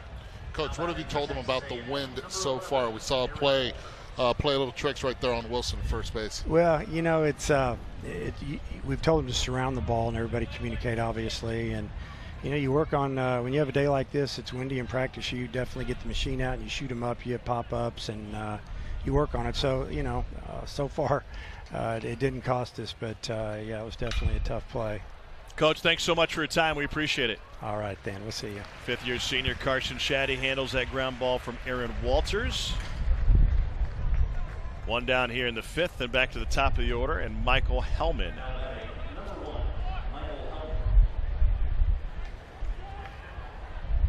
Talked a lot about the Floridas of the world and Stanford, the big series between North Carolina and Duke this weekend. Kyle, how do you handicap Arkansas's chances in the postseason? Really good.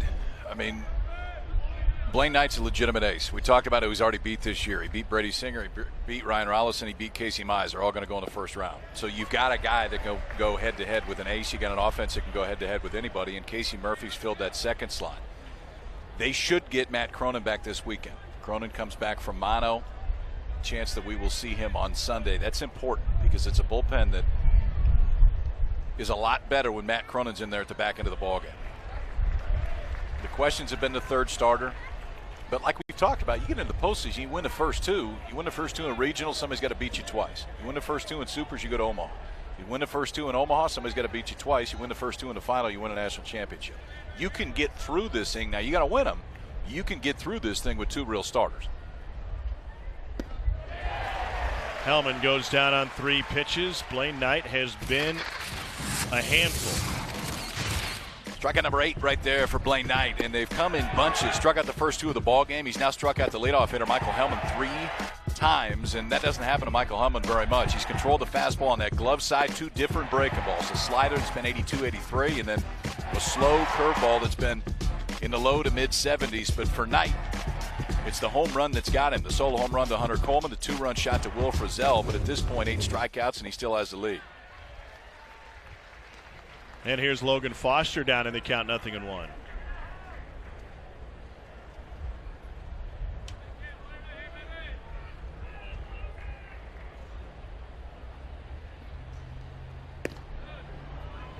He's trying to stay away from the middle with that fastball after the 2 bombs that he's given up. Yep. Using the curveball really well early.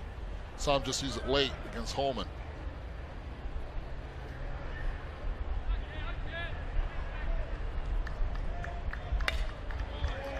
Not this one, but the last pitch. Did you see Cook's move on that? I think it's important for young catchers to see that. Ball was 6-8 inches off the plate. You're not going to steal a strike. So he didn't try it. There wasn't a frame. There wasn't any move to try to bring it back. Just catch it, throw it back. We're all good. So then the one that is a little bit closer, the one you do have a chance, that's the one you actually try to frame up and bring back.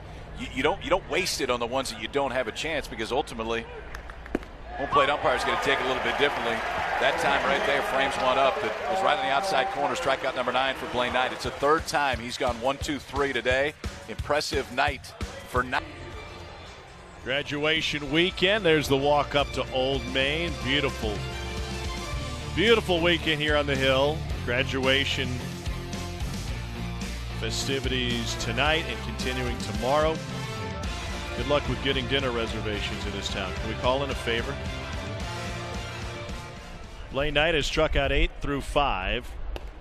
Mitchell Kilkenny going to work in the 5th against Dominic Fletcher.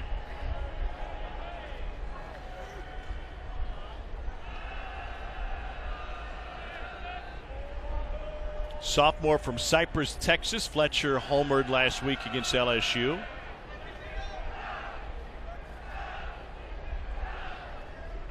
Playing the outfield here, you're going to get comparisons to Andrew Benintendi. Dave Van Horn tells us he has a better arm than Benintendi in center. At one point, he was clocked at 96 from the outfield.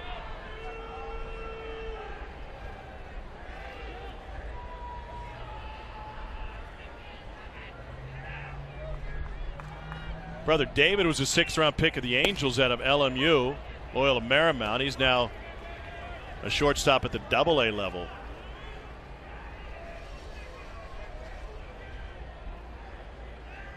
Those are all facts about Dominic Fletcher, and this is Luke Bonfield. Called foreshadowing. He's on deck. Well, don't tell Luke, but I already have him down for a backwards K. See if I was right.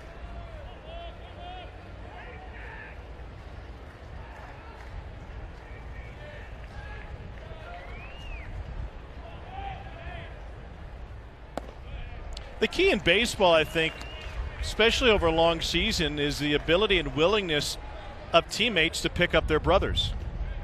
We're not doing that right now. You're on your own, buddy. Oh, you just looked at me cross-eyed. What the hell are you talking about? Fletcher's on deck.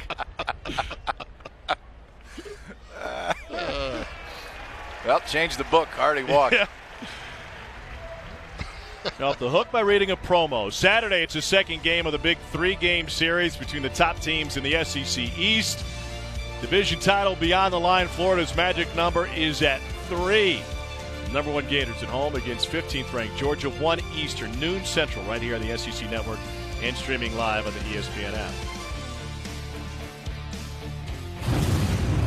I'd love to know something about Dominic Fletcher.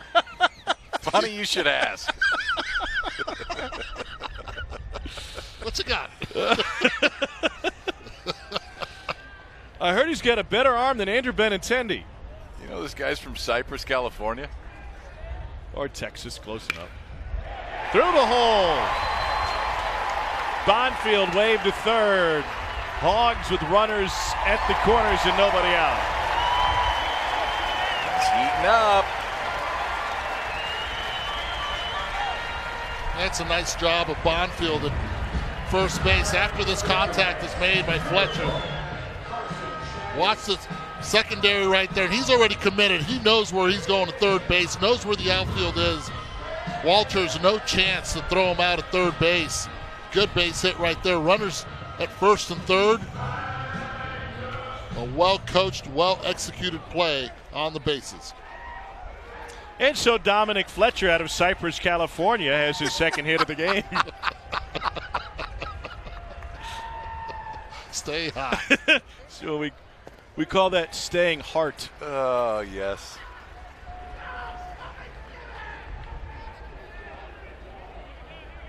Carson Shaddy gave a ball away in the first inning. He hit a bomb into the hog pen.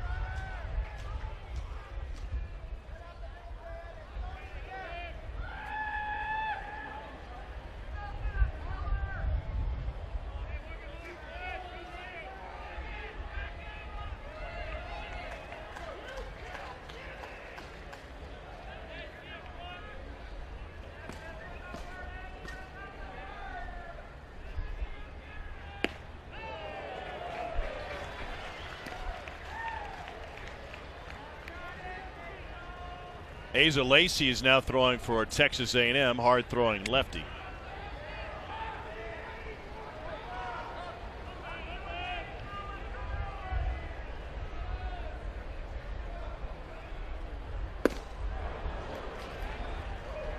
Stay there if you can. Well executed pitch, but the game plan right there by Shaddy. He has to look for a pitch out over the plate. You're doing him a favor right now if you throw him a breaking ball. Oh, we saw what happened last time. Yeah. He did the hog pen a favor.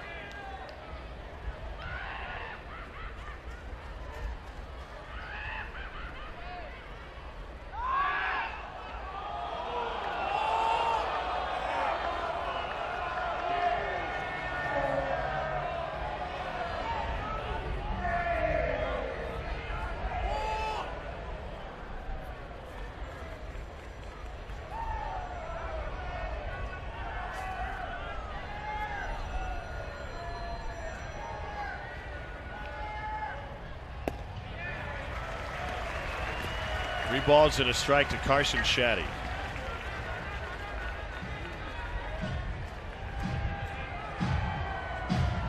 Struck out looking last time up. needs a pitch out over the plate. So far, they've been trying to pound them in with the fastball.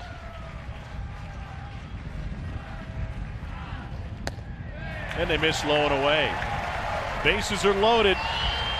And that'll bring out some funny hats behind the visitors' dugout and throughout Baum Stadium. Kyle Peterson hats. Put a mug of beer on your head. Bases are loaded.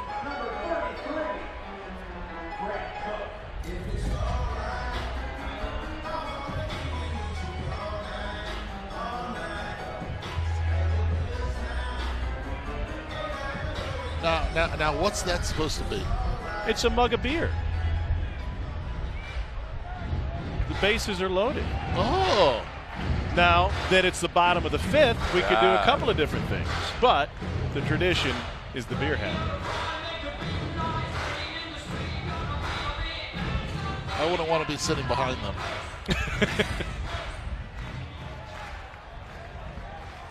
Grant Cook is 0 for 1 to the pop up to short.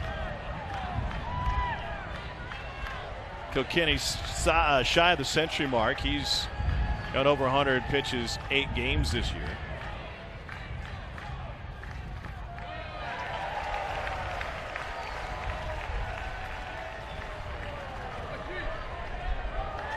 This right here is the best situation. I think best count when you have the bases loaded as a hitter. 1-0. See it, you know he does not want to fall behind 2-0. You're going to get a cookie right here. Pulled down the line and foul. Ray Gregson had to hop out of the way of that one. Everybody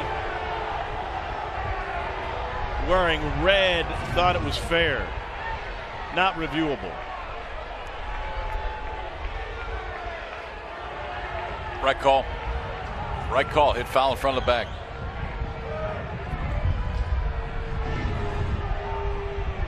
Well done. He might have been in midair when he made that call. Yeah. Cook is 0 for 5 with the bases loaded this year. It's funny you said that 1-0. You know, a lot of people think about a hitter's count being 2-1 or something like that. Lance Berkman went out to dinner with us last week at Texas A&M, came up from Houston. He said the exact same thing, and he said in this day and age where hitters are more likely to pitch away from their fastball, 1-0 is one of the real hitter counts you can get. Meaning that at 2-1, it's almost a guessing game. The guys will go off speed. 2-1 is almost a guessing game, and sometimes 2-0. I just came from Yankee Stadium a couple days ago, and 2-0, all they were throwing the hitters were breaking balls that they can get over. Just off the plate. Last year, I mean, wasn't it last year the Yankees threw more breaking balls than anybody else in the big leagues? Yeah, that's because they have Masahiro Tanaka on their staff, and he predominantly just throws breaking balls. Between him and CC Sabathia, they do a lot of that. Cook looking for his first hit with the bases loaded this year in a one-run game. And he fouls another one off. This is a big at-bat and a big game. Arkansas trying to win a division, be a national seed, a top 8 national seed, which keep them at home on the way to Omaha. The Aggies, if they win this series, they might be in a good position to host in the first round.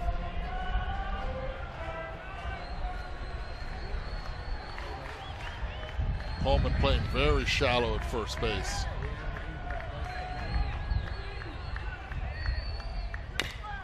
Chopper, Yancha coming home for the force. They get it, and they erase the lead runner. 1 down.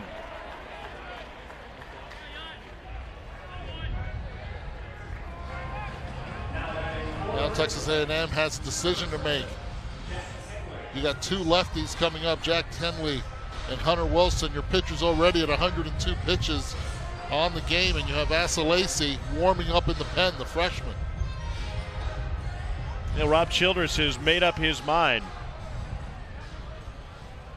That'll do it for Kilkenny, who's done after 102 pitches.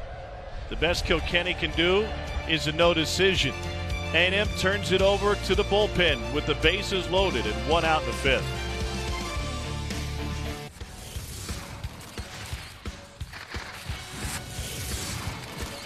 Mitchell Kilkenny tonight, who had the top ERA in the SEC coming in. I actually thought his stuff was pretty good. Arkansas did too, and they took some pretty good swings over the course of the ball game. For Kilkenny, stuff fine but out here midway through the 5th inning, and gives way to a freshman left-hander, but the SEC leader in ERA will probably not be the case after this one is done. All 4 runs that he's given up, at least up to this point, all in the first inning, 3 on a home run by Carson Shaddy. So now the freshman Asa Lacy, who we really like this kid's stuff. 6'4", 180, can get it into the mid-90s, heights it a little bit. Guy that probably projects as a starter for Texas A&M, but for now, he's one of their main left-handed options out of the bullpen. No room for error for the freshman right here. Bases loaded, 1 out. They'll face the 8-9 hitters in the Arkansas order. Jack Kenley did not start this game, but he is 0 for 2, and he fouls off the first offering. Entered for an injured Jack Biggers in the first inning. The funny hats are still on with the bases still loaded. Up and in at 94. You're going to miss. That's a perfect spot to miss. 0-1, pitch up and in. Now you can go right back to the fastball, which you already blew it by him, or you have the option, if you trust it, a slider right here.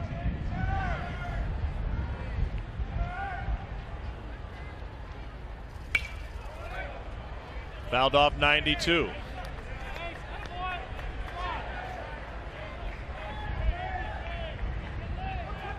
Dave Van Horn's team struggled with the bases loaded game 2 against LSU last weekend. Some missed opportunities.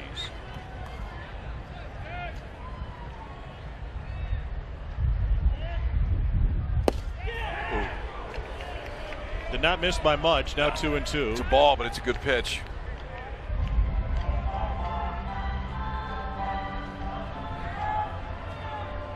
What do you got here, Eddie? Fastball. You don't want to go 3-2 right now with your slider. Not with the bases loaded. You've thrown 4 fastballs, elevated it right now a little bit in the strike zone. You have a good chance. Chopped off of his calf. Bases loaded for Arkansas. Dominic Fletcher's at third base after a single with nobody out. Then Carson Shaddy was walked, and Grant Cook reached on a fielder's choice.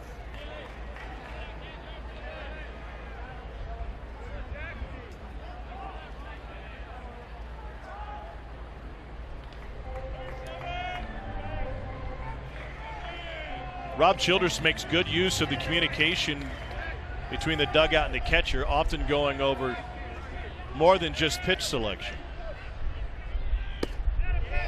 3-2, 95 that time. Nowhere to put Jack Kenley.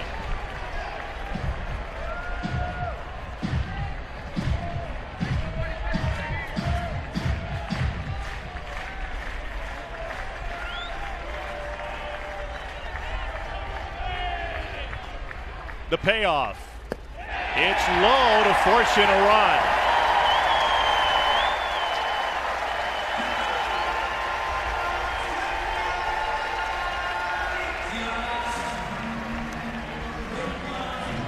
That's the pressure when you put the freshman on the mound with the bases loaded. You see the reaction right there.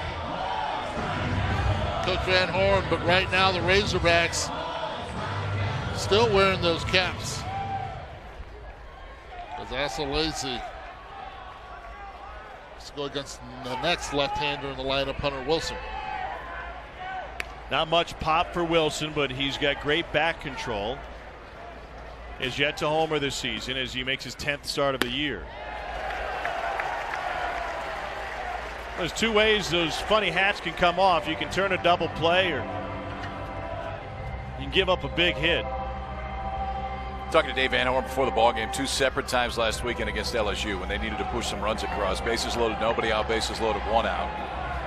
Couldn't get anything out of it. And the one thing he was talking about before the game was the one thing that we haven't done as good a job of lately is taking advantage of situations like that. They pushed 1 across here with some help by Asa Lacy. 3 walks in the inning now for Texas A&M. They were 0 for 2 with the bases loaded against LSU. They hit 217 with runners on base. Cookie takes it to 1-1. Another lefty getting loose for A&M. Eric Cole is on deck. He's a switch hitter.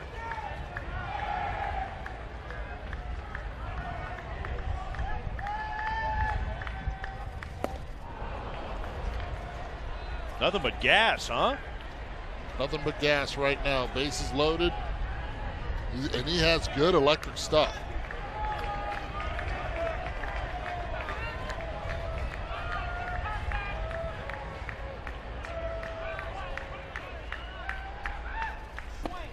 Hit him. A walk and a hit by pitch. The Hats are working.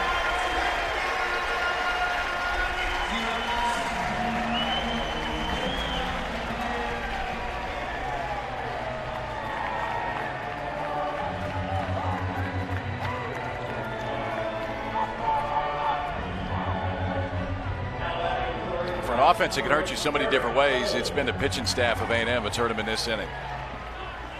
3 walks, hit batsman. Walk the 8-hole hitter, hit the 9-hole hitter. Dave Van Horn will take him any way he can get him. The right guy at the plate. Eric Cole.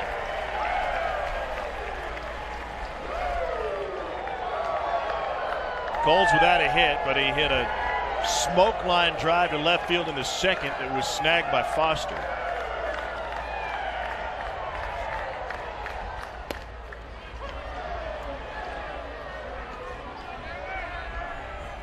First off speed pitch he threw, changeup, 86 miles per hour.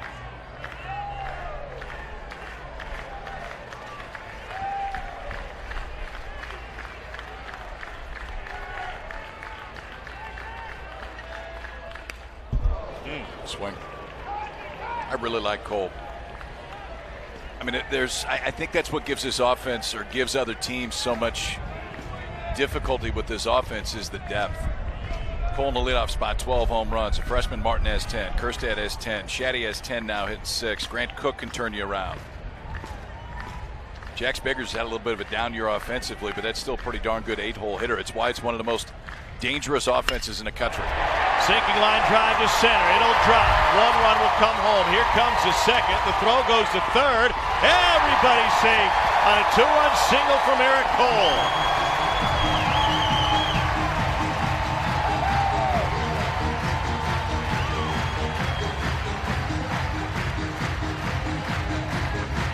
Pretty good work. First time that Eric Cole's gone to the plate from the right side. Asa Lacey had walked 1, hit 1, now comes into zone. The leadoff hitter drives out to center field. Great breaks all the way around, too. Jack Henley at second. Hunter Wilson at first. Read this ball down immediately. And Wilson on first base read it early. He's able to go first to third. Cole drives in 2. Arkansas 4 spot in the first, now 4 in the 5th. Casey Martin will be the 8th batter of the inning. He will face the 3rd A&M pitcher of the inning.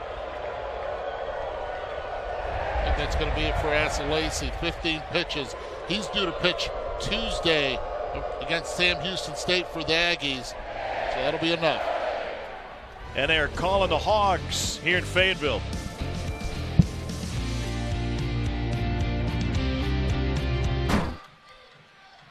From Lone Oak, Arkansas, Martin was the number 3 recruit in the state, a 2-time SEC Freshman of the Week. He has adjusted quite nicely, I would say. I think it's worked out all right. And he's playing a position that is not his natural position. He played a little bit last summer when he was with the Midland Redskins, but besides that, he hasn't played a lot of third base. He'll move back to the middle of the field. Jax Biggers goes on and signs. Carson Shaddy is a senior, so he won't be here next year, so expect Martin to be somewhere in the middle. He's a well above average runner. The power tool is there as a freshman, and defensively he just gets better.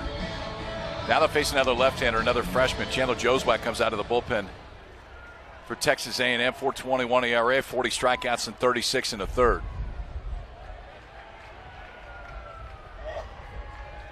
So 2 on for Casey Martin.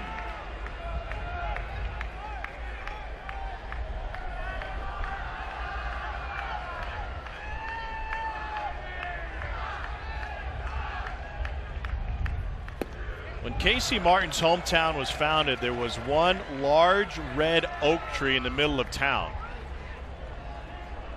When it's described in the local paper, there was a misprint.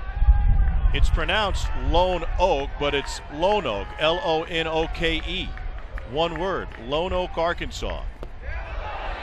2-0.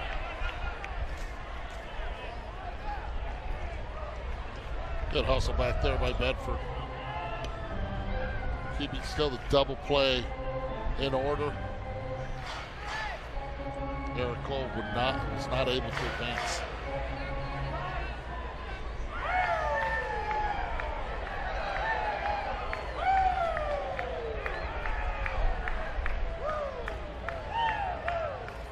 Two-0 pitch is ripped to center field.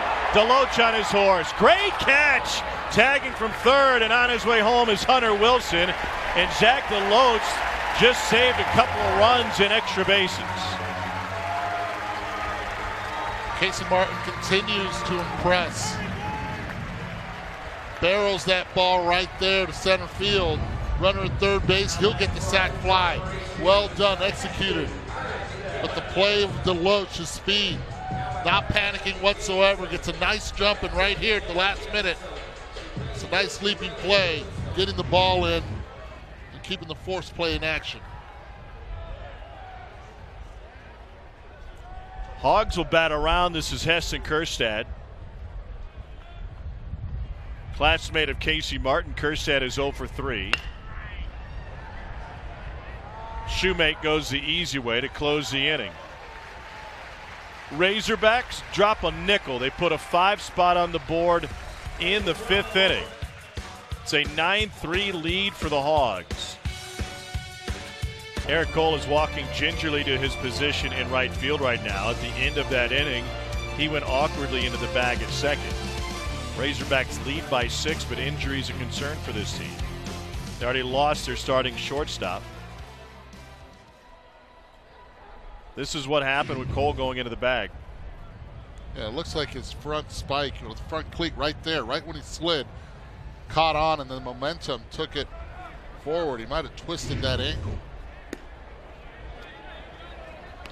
He's one guy that does not want to come out of the game. No, he's not moving great either. No. I mean, he stood out there for a while and still kind of limping around.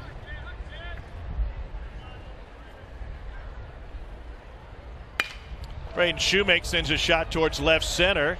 Kjerstad has it played off of his chest and up against the wall. Shoemake will go into second standing up. Combination of two things. We talked about it earlier on a play that was made in left field, but here he's running towards left center field. You got the slice of the left-handed hitter, and then you add the wind component to this. Watch where the ball starts, and now it's a race to actually don't be too aggressive. And I wonder if having a bad offensive day takes it right there to his defense. It was almost like that last little gust of wind. I mean, it just kind of tied him up. Got a lot closer into his body than you're usually going to see that glove. Well, originally went as a double for Shoemake. Now they just took the hit off the board, so we'll see what it goes as. He's 7. It'll be the 5th error on Kjerstad this season. This is Hunter Coleman, who hit a monster home run his first time up. He is 2 for 2.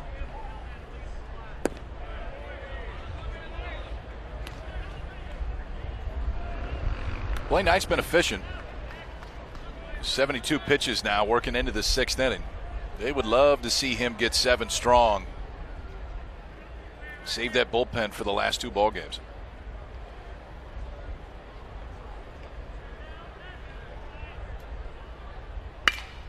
Well hit to center. And Fletcher almost overran that one. Shoemake headed to third. The lollipop won't get there in time. Sunday at 6 Eastern, 5 Central will be the final day of the SEC Outdoor Track and Field Championships from Knoxville. All the best runners, jumpers, and throwers battle in the finals. Individual titles and the team title will be on the line. That's right here on the SEC Network and streaming live on the ESPN app. Last time up, Will Frizzell hit a line drive into the teeth of a 20-mile-an-hour wind that ended up in the bullpen in right. It was the freshman's 6th home run of the season. That's only 20 miles per hour? Well, I don't have the gust, but it has been steady at about 18 to 20. Where are you getting this from? My tachometer is down. Just holding a finger up in the wind? What do we got right now? A lot of people I know to your help us. neighbors with Jim Cantori. No. It's not nearly windy enough for Jim Cantori to go out.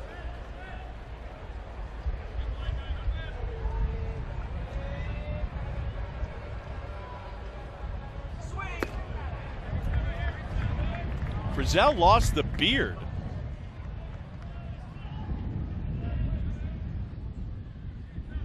This guy looked like Grizzly Adams the last couple of weeks, and he's only a freshman.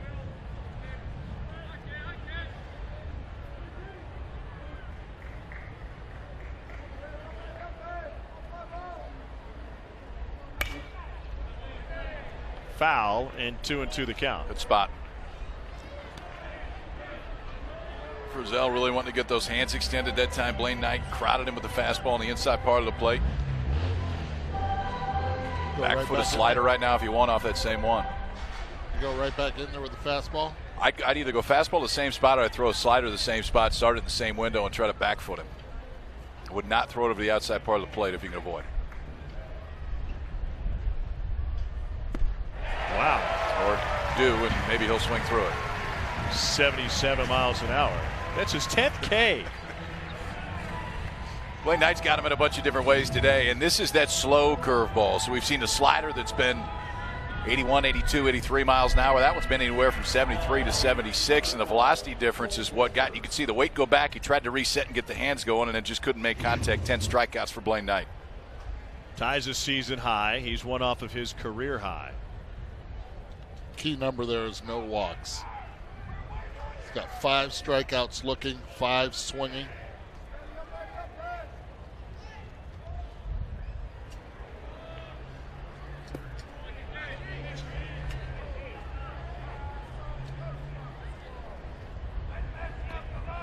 Three of the last 4 starts for Knight have ended in no decisions. We'll see how deep he gets into this one. This will be his 80th pitch of the night.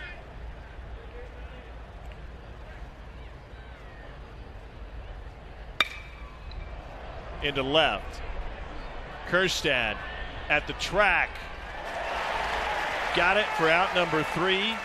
Nothing doing after the leadoff man gets on. Middle of the 6-run Hog lead. Coming down the home stretch, trying to predict some national seeds. Florida projected by D1 Baseball to be the #1 national seed. Stanford 2, North Carolina 3. Big series with Duke, and Georgia #4. Georgia's up 6-5 on Florida late now. Georgia go a long way to solidifying that national seed. If they can win 2 out of 3, something that nobody's been able to do against Florida in a year and a half. They've won 18 straight weekend series. Oregon State, Stanford this weekend. Clemson jumped into that national seed spot, winning 2 out of 3 against Florida State last weekend. Ole Miss took the first game against Auburn and was leading over Casey Mize today. So Crystal bridges to get these teams in the SEC from this week to Hoover and then to Selection Monday with a top 8 national seed next to their name would keep them home through to Omaha. Here's Luke Bonfield, the cleanup hitter. And he looks at a strike. Who's on the outside looking in? Who could crack that right now? Florida State. I mean, non-conference this weekend for Florida State. They finish with NC State next weekend and then the ACC tournament. So they could make a boost with a good weekend against NC State. Texas Tech, who really up until last week, Texas Tech was right in the middle of the national seed discussion throughout the entire season. Duke has its best team in 50-plus years. They reached the College World Series in '61 and then failed to make the tournament again until 2016. Then they went 0-2.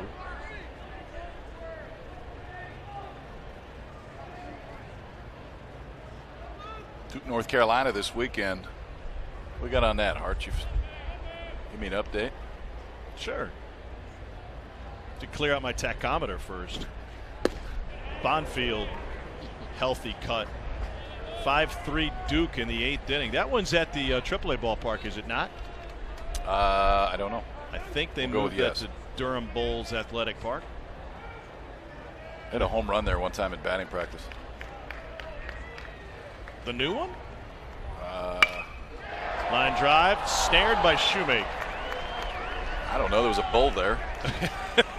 Was this while you were a player? Yeah. Oh, it's the old ballpark. Yeah. They got a new one. Oh, yeah. So I didn't hit one there. But the old ballpark I did. Did you hit the bull? I did not hit the bull.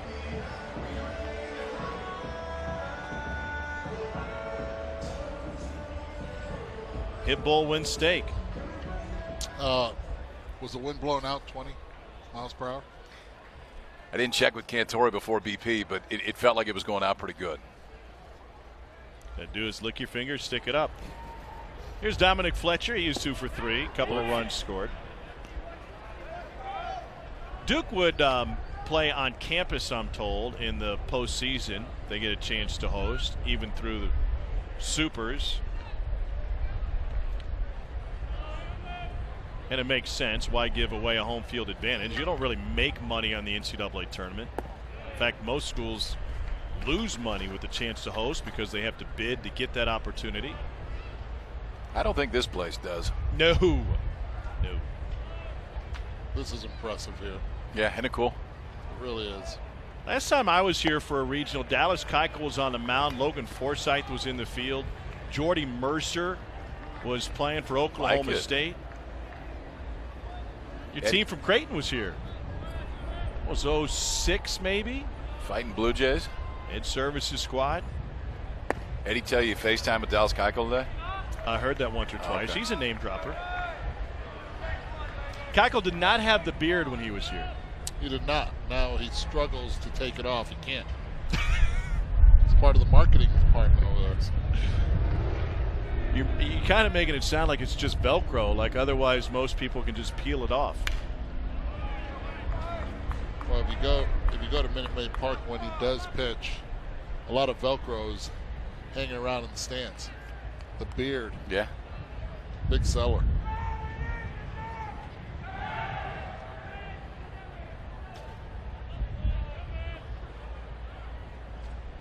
Ole Miss leads Auburn 7-1 in the 6th inning.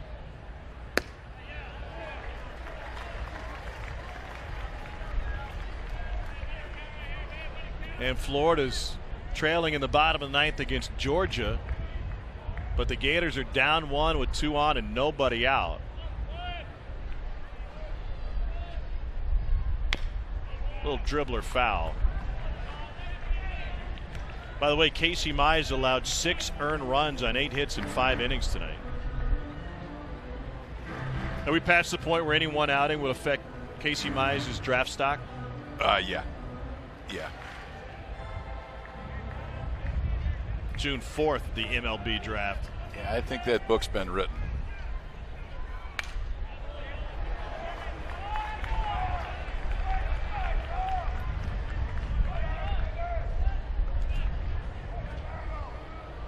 This will be the 9th pitch of the plate appearance for Dominic Fletcher.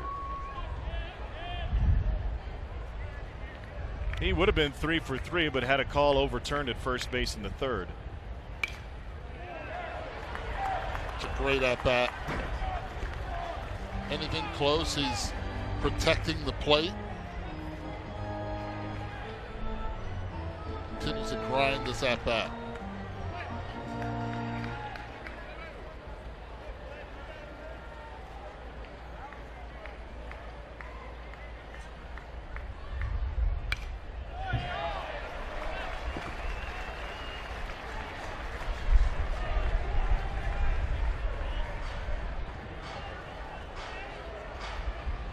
Florida has loaded the bases in the bottom of the 9th against Georgia.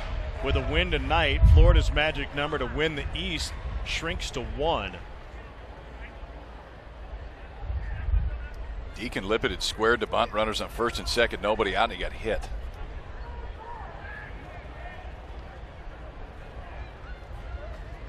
Meanwhile, Dominic Fletcher from Cypress, California has been at the plate for about an hour. You could drive from Cypress, California to Cypress, Texas in the time he's been at the plate. This is the 11th pitch of the plate appearance coming.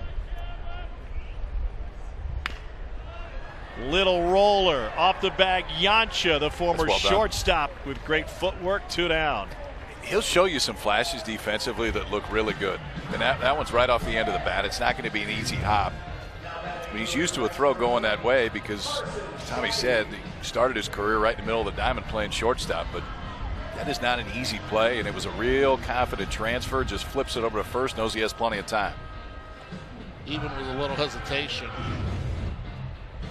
showed flashes of why he's that middle guy.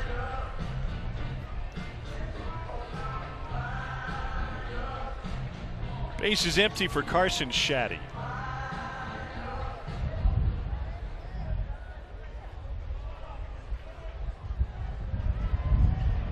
Three-run home run for Shaddy set the tone in the first.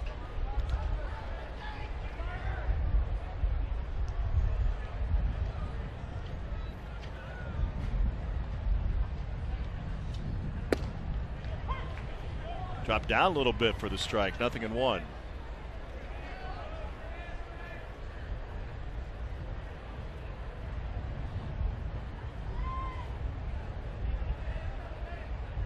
Georgia's gone to their closer, Aaron Shunk, tonight in Gainesville. He's also their third baseman. Trying to get Georgia a win on game 1 of that series. Have we told you how great the ESPN app is?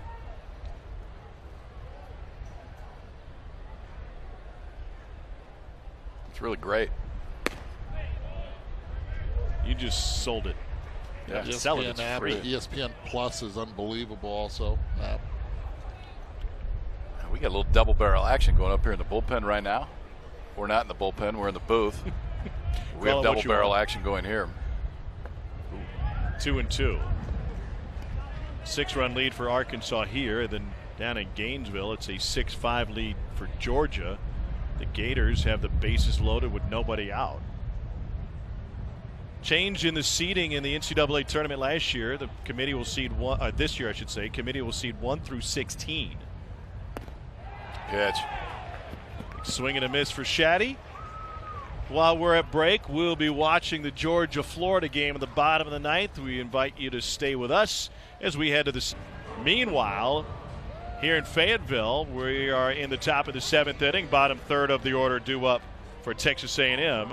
Deloach, Yancha, and Walters. What's happening in Gainesville?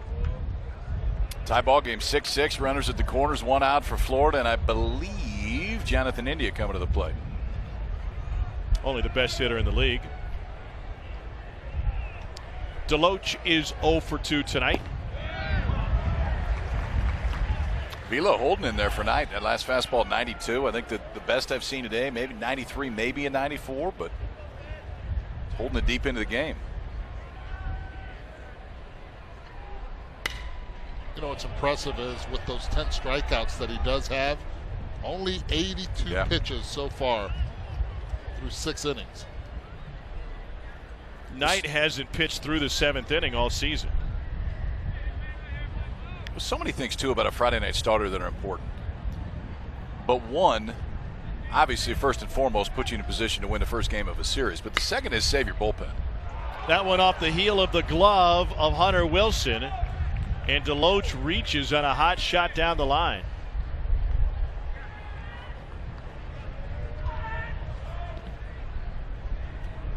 George Yancha is 0 for 2 with a couple of strikeouts. Florida trying to wrap up the SEC East, or at least take another step closer. And they've got the bases loaded in the bottom of the 9th inning against Georgia with Jonathan India at the plate. A win tonight takes Georgia's magic number to 1. It's game 1 of their series in Gainesville.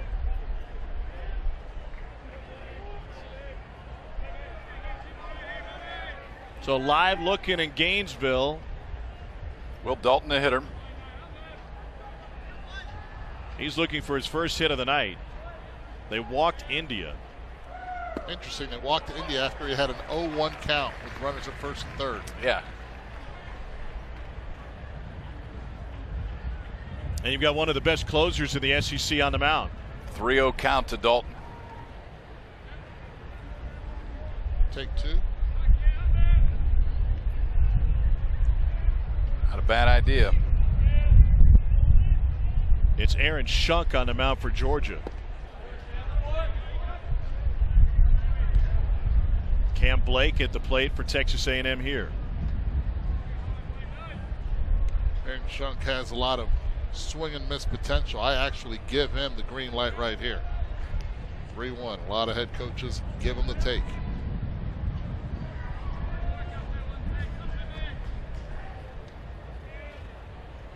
Ball game. It's deep enough to win it for Florida, and the Gators are going to take game one of the series. Their magic number is now 1, and the Gators celebrate a walk-off winner at McKeithen Stadium.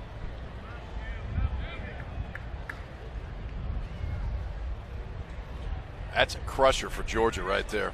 You go in there and win game one against Brady Singer on the road.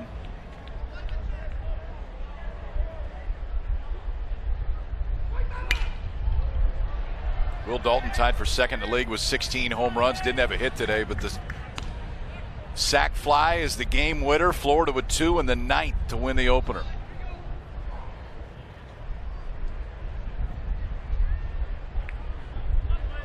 Cam Blake pitch hitting here for Texas A&M. He's got a .289 average. Aggies trying to get something going, down 6. And what makes it so costly for Georgia is their effort as they look to return to the NCAA tournament this year to garner a national seed. They're likely hosting anyway, but to get a top 8 national seed will do wonders for them as they try to return to Omaha. RPI is in the right spot. League record is in the right spot. Georgia was 15-9 coming into the weekend. The RPI is a top 8 national RPI. But if you can win 2 out of 3 at Florida, you can essentially button up a national seed. Now they'll have to win the last 2 games of the series to do that. Georgia hasn't made it to the tournament, since 2011. We got Georgia's up 6-5 in the last inning. Yeah. Who's their closer? Is their third baseman and one of the best closers, Aaron Shunk. Who was not in the ballgame. Why did he not start that inning? I don't know.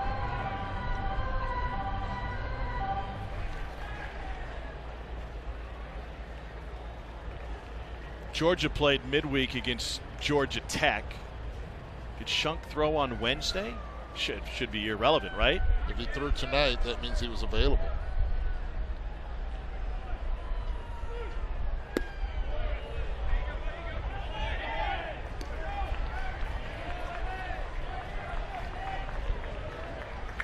A couple of long at-bats. This is the 8th pitch of the at-bat to Cam Blake.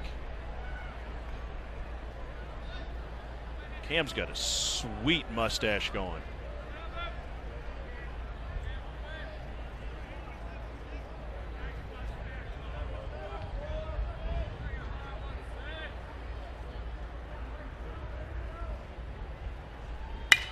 To short. Shaddy turns it and air mails it to the dugout. They get the lead runner and no advance for Blake as he reaches on a fielder's choice. That's twice that Shaddy earlier in the first inning rushed to throw. This one, just keep an eye on his left shoulder. Watch where it's pointing at when he makes a turn. It's up. When it's up, where's the ball going to go? It's going to follow the shoulder. Watch again that left shoulder on the turn. Pointing up a little bit. No chance for him to even throw that ball right at Wilson at first. Have to keep those shoulders square. Wherever those shoulders are, that's where the ball's going to go.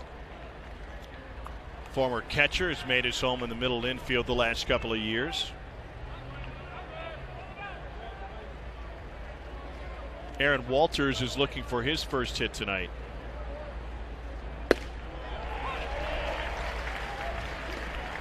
Stay there. So often a hitter is going to show you Evan Lee up in the bullpen for Arkansas. Is he the one in the red face? He is. Yeah, he's stoic. He's not throwing right now. Some would say he's statuesque. You see a hitter's reaction, though, to that first pitch. I'd stay with that fastball inside. Arms raised. It was clear that Walters didn't really want it in there. As a pitcher, do you know when you haven't gone 7 all year? Is this like a milestone for him trying to push it right here? Yeah, it could be. Absolutely. Yeah, I think he's absolutely aware of that. He's gone over 100 each of his last 2 outings. 101 against Alabama, 104 at LSU. Guy hadn't lost a game all year. He's 7-0.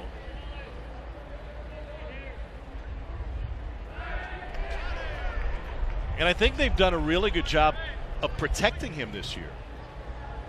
Draft year, the numbers are going to look good. Let's get that Friday night win and get to the bullpen when we can to protect it. If he hangs on and wins this, which they're up 6 runs, so he's probably going to. But if they win this game, he now over the course of the season will have beat the ERA leader in Kilkenny today, Casey Mize, Brady Singer, and Ryan Rollison. That's a pretty good Friday night guy.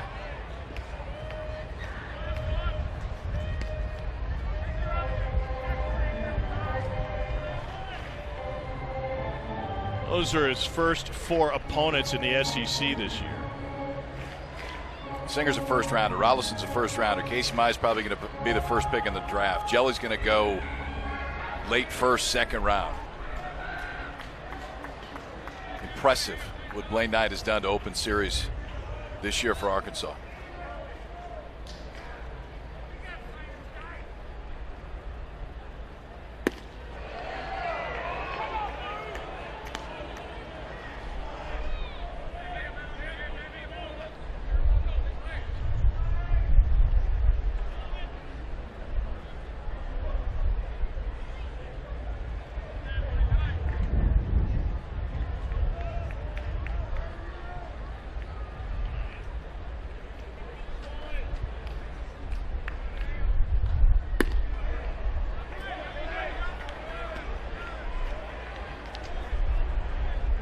Early in the game, he was throwing that curveball early in counts. Now, a lot more trust with it. Trying to throw it as a put-away pitch.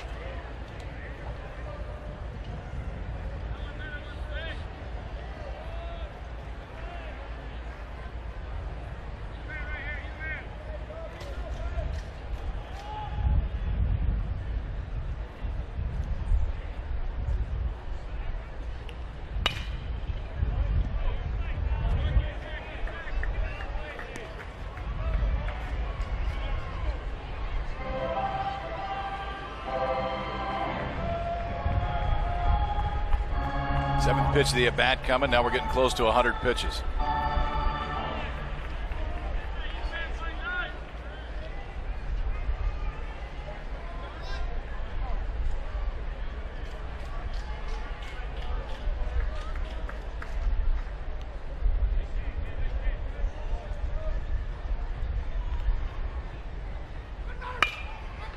To second, Shaddy.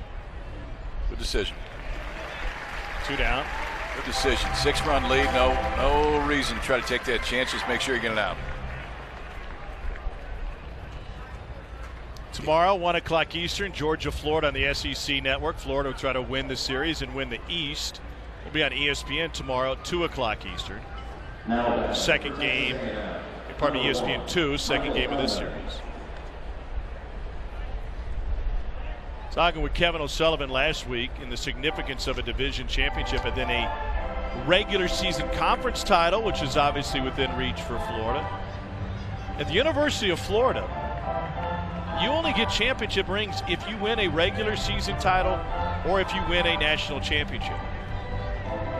And I don't think it'd be overstated just how much Kevin O'Sullivan wants to be able to position his rotation for the SEC tournament and beyond and get some other guys some at-bats. And they could do that in the final series against Mississippi State should they wrap everything up as early as tomorrow. I'll tell you what it does is it gives them the ability to use that bullpen a little bit more too next weekend. And they're not going to throw off. I mean, I still think it goes Singer Coar, but you probably keep the pitch count down. Probably keep it down 75 pitches or so. I wouldn't be surprised if he skips one of those guys to line them up for the SEC tournament in advance of the regional. That was discussed. You're going to, I would agree with that. You're going to get him on the days that you want him to throw in the regional. So whatever that backs up to, I think you want to make sure that you get him throwing that way next weekend, and then you do the following thing in Hoover if you're still playing. Blaine Knight now at 100. How about that? 71% strikes tonight for Knight. Well, you are really good at math. How did you figure that out? Carry the one, right? My head. Carry the one. Yep, 71%. That's good. Yeah, thanks. That's at Stanford. That's Stanford education, right? Well, don't let him fool you. He brought his abacus with him. Still works.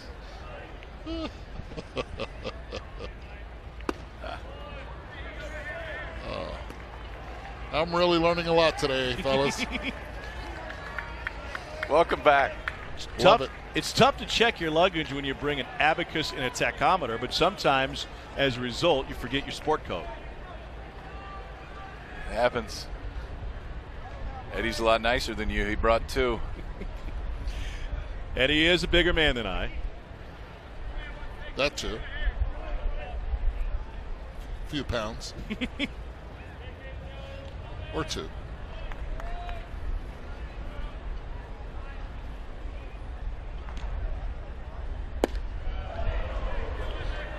Did you get the barbecue last night? I wasn't invited.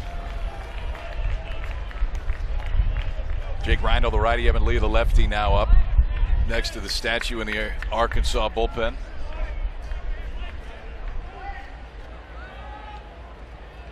That guy in the middle never makes a mistake. But I did hear that tomorrow we're being invited to dinner by Steve Ackles. Oh, wow. Really? Yeah. I didn't get that text. I got texted a picture of a funny-looking dude in a Stanford hat. Steady as she goes.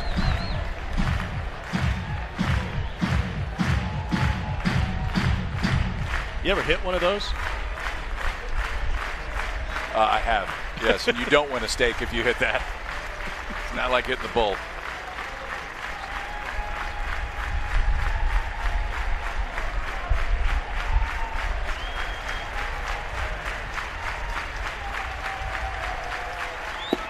Swing and a miss there.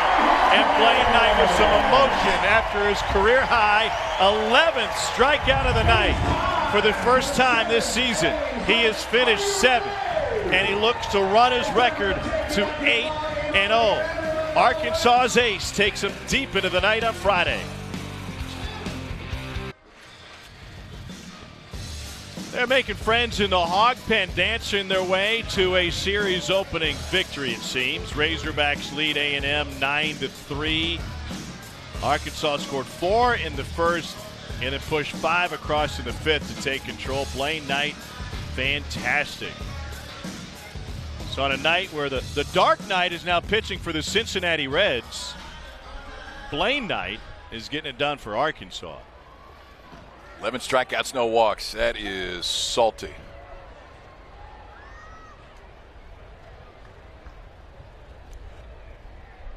Grant Cook hit the plate.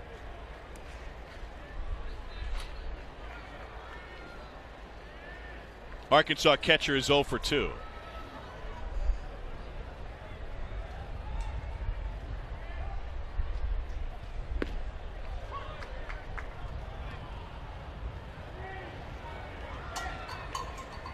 Guys, I think we're going to have a really hard time finding a table tomorrow night on graduation weekend. We might need somebody out there in Razorback land to help us out.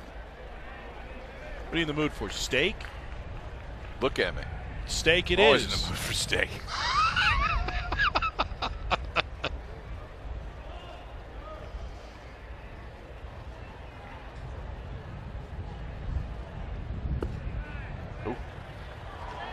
We have a producer that likes to go to bed early, so with an early game tomorrow, maybe we go blue plate specials. There we go.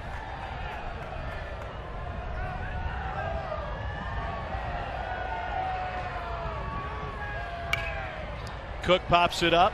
Wind still blowing hard. Coleman in. Bedford over.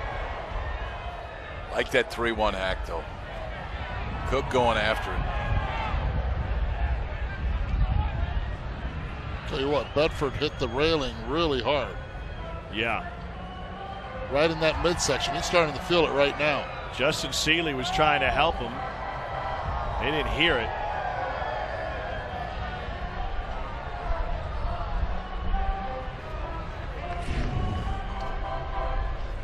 He never looked down.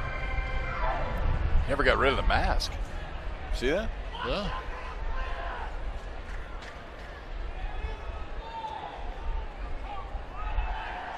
The railing took care of the mask. Yeah. Yep.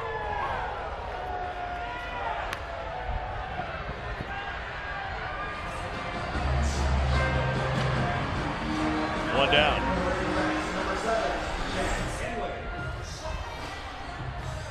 And here's Jack Kenley. I don't think we can overstate the importance of shortstop Jax Biggers to this Arkansas team. He left the game in the first inning after being hit in the hand by a pitch. He was taken away for x-rays, and it did not look like the kind of injury that would have him back in the lineup anytime soon. Up the middle, Shoemake to his left. 2 down. So that'll be a question for postgame for Dave Van Horn. Playing golf. Paul Feinbaum Show will be live from Greystone Golf and Country Club in Hoover for the Senior PGA Tour's Regions Tradition Pro-Am.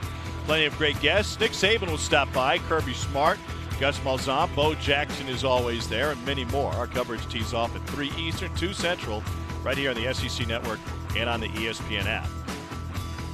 When is that? It's Wednesday. Where are we going to be? I was going to say. It'll be all right. So, tournament must start Thursday, right? The Pro-Am on Wednesday? Yeah. Can you make it there? I can. Invite must have got lost in the mail. That happens sometimes. Hunter Wilson with a big swing and a miss. I was in College Station last week, played in Mike Evans' tournament. The Tampa Bay Bucks wide receiver, Jameis Winston, was there. Johnny Manziel. You would have loved it. I told Chris Burke it would have driven him crazy. On the first hole, we had a 9-some. That was our group. In a shallow left. Catch made. Berkey would have quit after a hole and a half. 9-3 Arkansas. Time running out on the Aggies.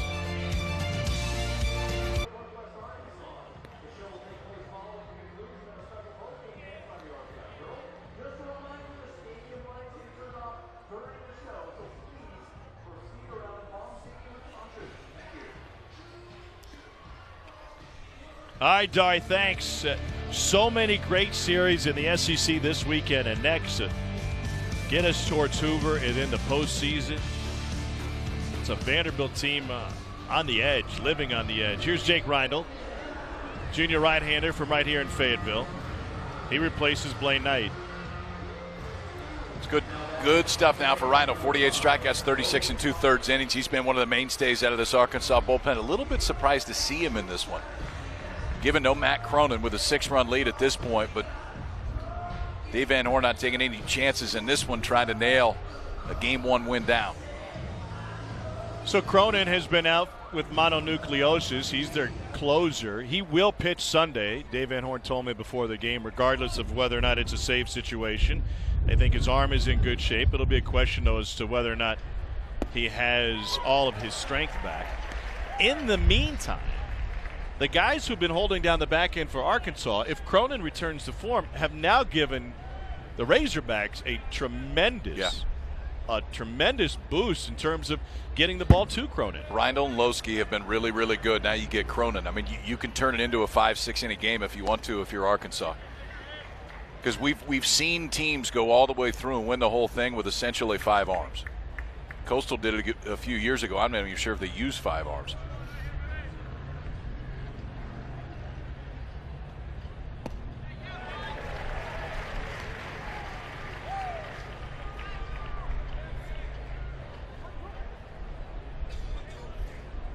Jax Biggers back in the Arkansas dugout. You see the pointer finger on his left hand heavily taped after he got hit in that hand by a pitch trying to bunt. Try to get you an update on how the x-rays turned out before we go off the air. Look, there are a couple good signs to this. He's a left-handed hitter. You really don't need that index finger for hitting. So he'll probably be off tomorrow and the next day just because of the stitches that they most likely put in there. Hopefully there's no fracture. And if there isn't, it's just about being able to control that aspect of it. Glove hand, that finger can go outside the glove. But offensively, I had it done when I was at Florida State, bunting one ball just with it, and you can see there's a splinter. Yeah. Yeah. That's not a good sign. That's what I didn't want to see. That's not from that angle. Now we see the splinter. That splint would suggest that it had to be, that it was broken or fractured of some sort. I didn't sleep at a Holiday Inn Express last night, so I can't tell you that. Well, you told me he had stitches. I thought that was you X-ray saw the eyes. bleeder. It's 3 rows deep. This is back in the first inning. The only plate appearance for Jax Biggers. Hand wrapped all the way around the bat. And it's the cutter that was thrown. Yep. It's the reaction that he had once he saw the finger that makes you cringe.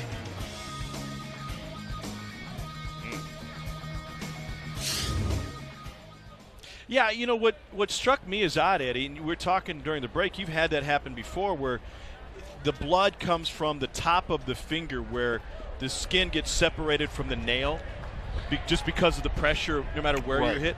But it almost was if the blood was coming from where you would take your fingerprint, the soft side of the finger on the opposite side of the nail. Yeah, it's where that pressure comes in. It looks like it hit him square. When it happened to me, there was a lot of internal bleeding that they had to then drill a hole in the nail to get the pressure off. Hellman is 0 for 4 with 4 strikeouts. Well, pardon me. Hellman 4 strikeouts, Foster 3 strikeouts. A 1-2 in the order, struck out a combined 7 times tonight. A&M as a team has struck out 12 times. Here's the update from Arkansas. It's a fracture for Jax Biggers in his digital part. He'll be able to play as pain tolerance allows. Really? So it is a fracture, which was what the splint seemed to suggest. And Shoemake takes one in the shoe top. And again, it's because of that index finger. Right there, he does not need to put it inside the glove. It can be on the outer part. And then hitting-wise, he's fortunate that he's left-handed. Top hand. So when you had that injury and they drilled into your nail to release the blood? Yes, they did. And release the pressure? Were you watching? Yes, I was. I love that stuff. What's wrong with you? I love that stuff. You put it in ice cold. You put it in ice cold water, numb it, and then they drill little by little, like the trainer. Is and this then all of a sudden mechanical that blood drill? just starts. No. It's done by hand. It's like a thin needle. Love that stuff. I do. I don't.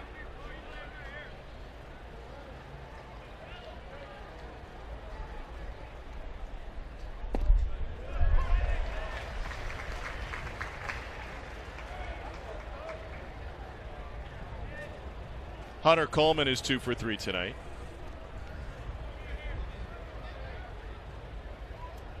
Hit a solo home run his first time up.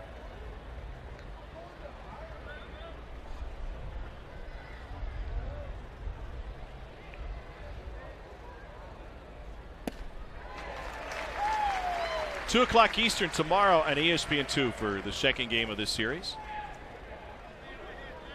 What's the weather like tomorrow, Cantori? Beautiful. Not quite as windy. Probably 15 miles an hour out of the southeast as opposed to primarily out of the south tonight.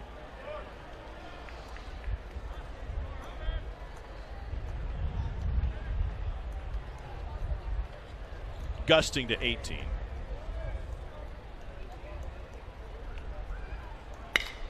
Soft line drive, snared, and no play at first, but great glove work by Jack Kenley out at short. 2 down.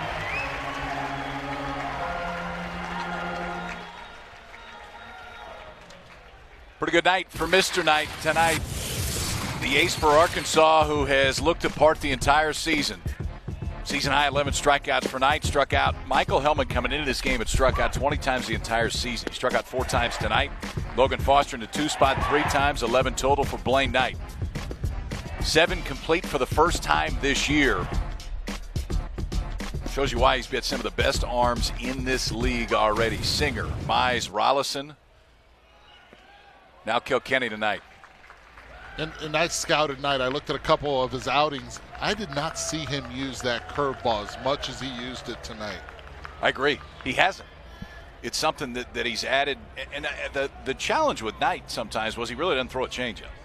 And if he does, he's not going to throw it very much. So it was primarily fastball slider. That slow breaking ball can act as a changeup. The velocity difference is more than you're going to see with the slider, and he used it. I mean, he probably threw it 15 times tonight. He threw it a fair amount. Looked like he was getting more a lot more confidence as the game was going on. He will be 8-0 should the bullpen hold on to a 6-run lead. Doesn't even look like he broke a sweat tonight. Another line drive. Kenley finds it again. Not bad for a guy off the bench. He had been starting at third over the last couple of weekends, and tonight Jack Kenley getting it done at short. I don't know if Blaine Knight is impressed with his outing, but it looks impressive from here. He held Texas A&M to 3 runs on 5 hits over 7 innings and tied a career high with 11 strikeouts. He didn't walk a batter. And he's got Arkansas off to another great start, another SEC series. His offense has been sensational for him tonight. Razorbacks got a first-inning home run from Carson Shaddy. That was a 4-run frame. They pushed 5 across in the 5th. And Dave Van Horn's team has the lead here in the home half of the 8th, and it's back to the top of the order. Eric Cole, Casey Martin, and Heston Kjerstad. Cole drove in a pair of runs with a single last time up.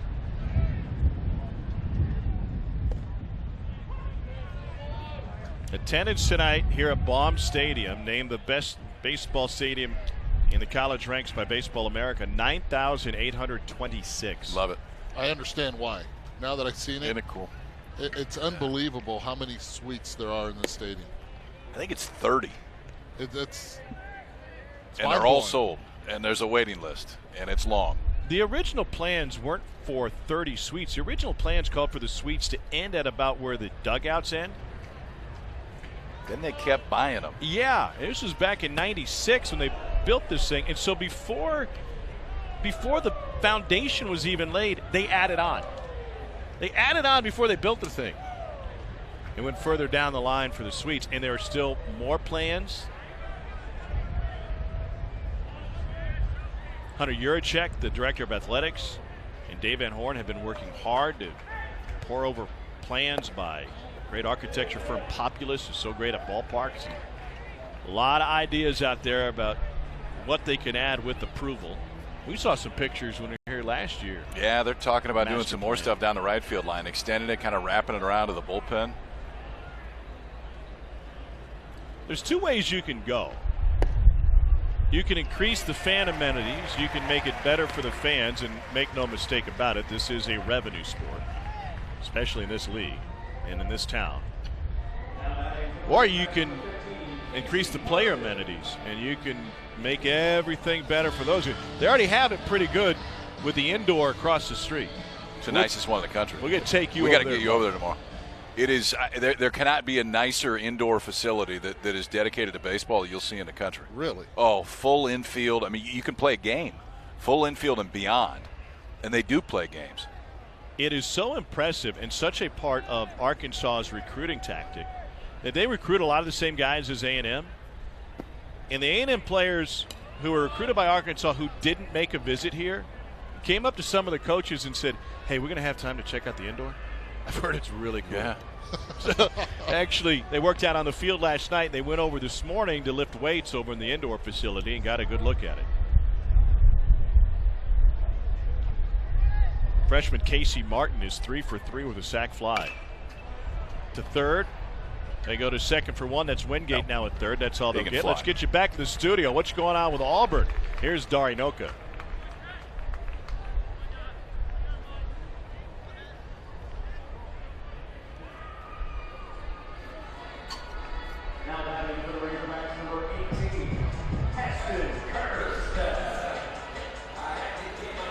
All right, Dari, thanks. Ole Miss won the first 2 in that series. It's big for the Rebels, right? Yeah. Is that a top 8 national seed? Well, the last D1's projections this week had them as the 8th. So they've now won the series against Auburn, a chance to potentially sweep. Auburn was back into the discussion to maybe get into the host spot. This one won't help.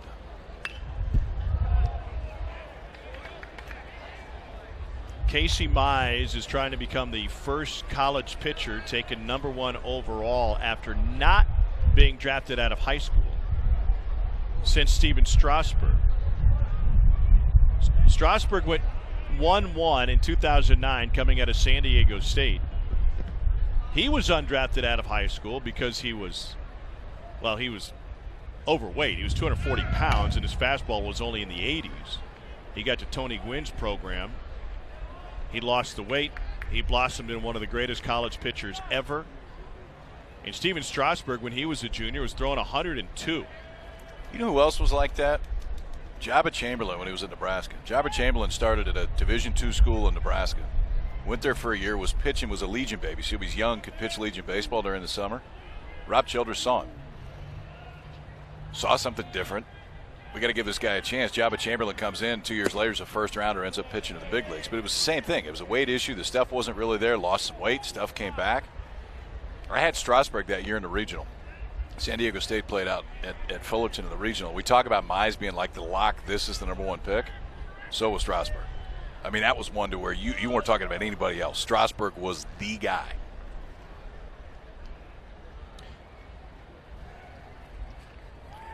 There are a lot of guys actually that Strasburg's draft year. Dustin Ackley went #2 overall out of North Carolina. He was undrafted out of high school.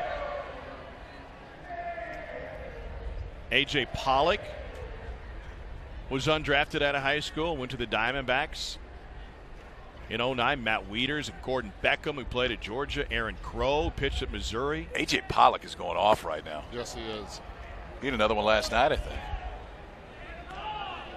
He's in the cleanup spot, too, behind Paul Goldschmidt. 2 down, Kjerstad 0 for 4. Here's Luke Bonfield.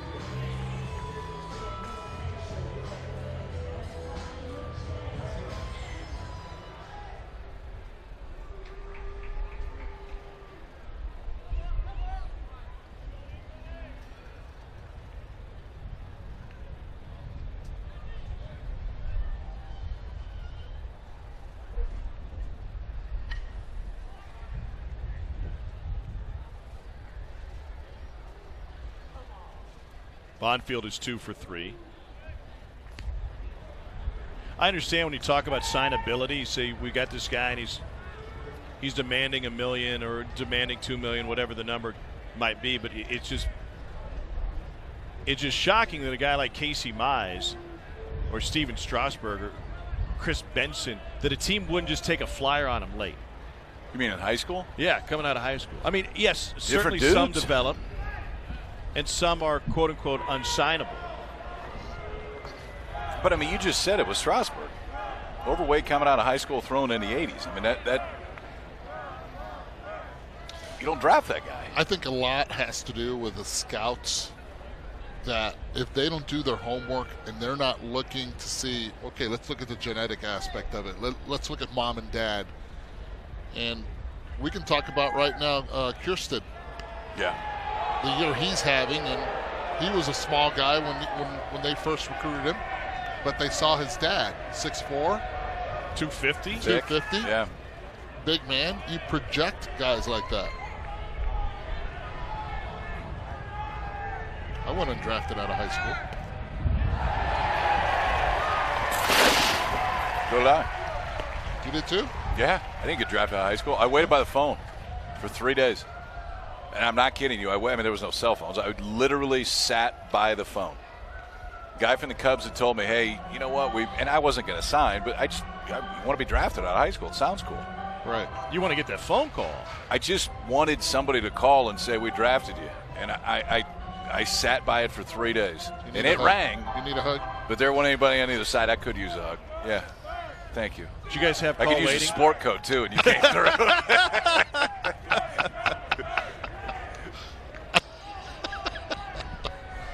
Stolen base for Casey Martin. 1-0 on Bonfield. How many times did you pick up the phone to see if it was working, if it had tone? A ton. Yeah, yell at my sister to get off the phone. The Cubs are going to call. Click over if you hear it. Oh. Cubs didn't call. What'd your dad say about that experience? Told me to go mow the lawn.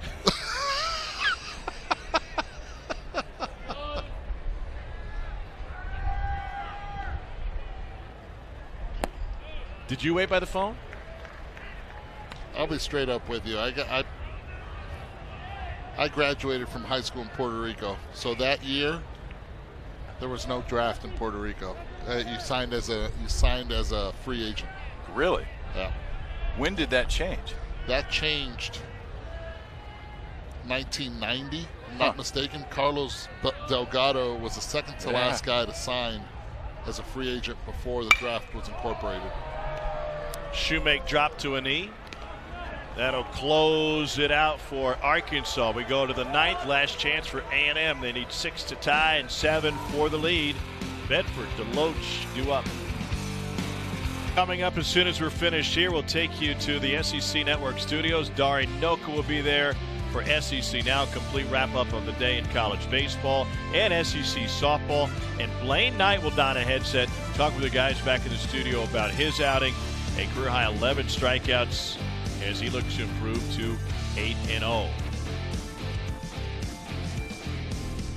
Cole Bedford at the plate to continue your thought, Eduardo. Puerto Ricans were subject to the MLB draft post-1990. That's when guys like Carlos Beltran, Yadi Molina, Javi Vasquez, and the like were selected pre-draft. Boy, there was a ton of talent, right?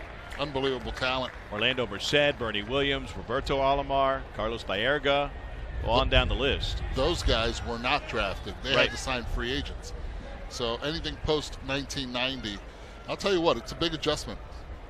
Big adjustment in Puerto Rico because it was easier back then. I knew if I wanted to go to college, so I ended up going to Florida State. I just told scouts, don't worry, don't approach me.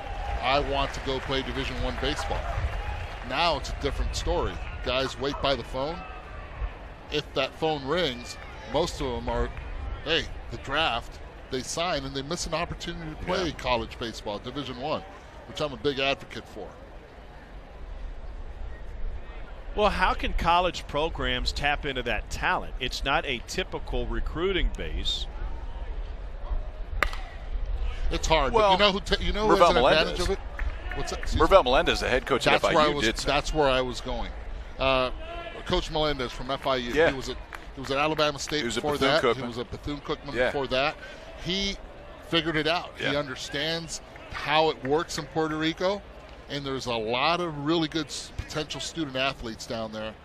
And if you know the scouts well and you know the family well, you can really make a good approach with those young players. You know, there are players in the state of Louisiana, for example, that dream of playing at LSU, and they're going to turn down the draft for a chance to play, no matter where they go. That's just one example that pops in my head. Is that tradition there for Puerto Ricans? No. And I did a big league game. It's the highest level of Little League for ESPN a few years back, and the finals game was representing the United States was a team from California, and representing the international was Puerto Rico. And Puerto Rico went in. We interviewed each player one by one, and I'll tell you this, guys, as we see that pitch on the outside corner, it's been called all night. interviewing every kid from California, they would tell them, no, I want to go, I'm committed to going to Fullerton, I'm committed to going to UNLV, committed to going to junior college. But you asked every player from Puerto Rico, only one. His name was Ivan De Jesus. He ended up going to South Alabama. Everybody else wanted to sign professional. So do you believe that if a college program invested in recruiting in Puerto Rico, that they could make inroads, or would it be tough to get those kids to sign, to come to college? I think the number one sell is education. I really do. It's what's gonna get Puerto Rico out of the hole economically. It's what's going to help the player be a smarter player, and the experience, the college experience, is what really sold me when I was 17, and I knew that this is what I wanted to do. This is where I wanted to go. I wanted to play NCAA baseball, and I think that approach with universities down there, I think it's a place to really tap into. The kicker too is the path for most.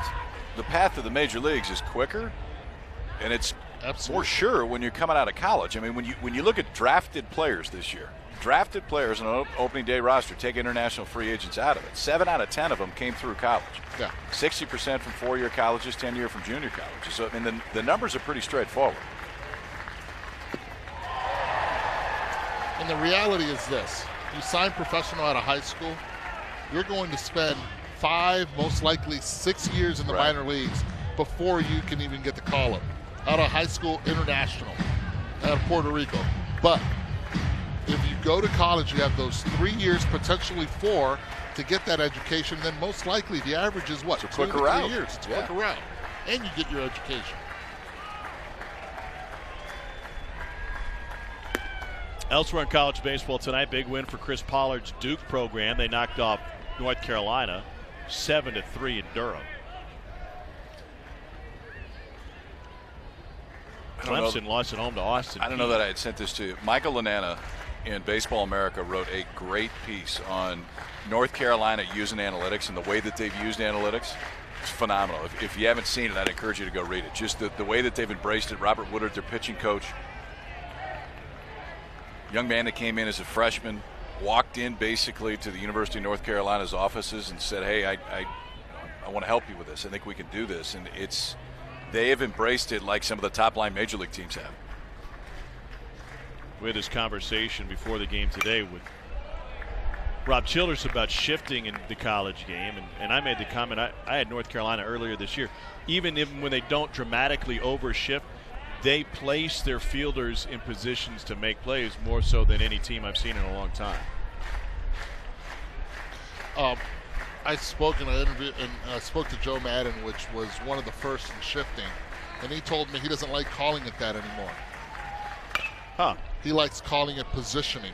Just because he sees it as you ought to be doing it anyway. You ought to be doing it anyways. Yeah. It's part of the game, and if you look at the Chicago Cubs, they're actually one of the teams that do not shift as much anymore. They really do not shift as much, but they position their players in their highest possibility of where that player, that opponent, that hitter is going to hit the ball.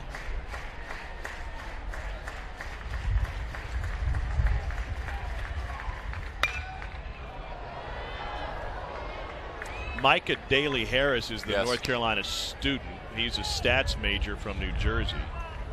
And after originally managing the team's recruiting database, he and Woodard would talk for hours about shifting, spin rate, framing, and more. He's now their de facto head of analytics. It's a great piece. Line drive to right field. By the way, you think that kid's going to have a future in baseball? He's essentially the director of analytics for a top 5 college baseball team. And he's a sophomore. And it's Carolina. Yes. And the kicker is, I mean, the kid, I mean, he designed his own job. It didn't exist. You're going to see a lot more of those at the college level now. A lot more. Alante Wingate's first plate appearance tonight. And adding on to that is, you know, Coach Childress, I think, is still a little skeptical that it might not work at the college level. I think it does. I really do. I think the players tell you who they are. Oh, yeah.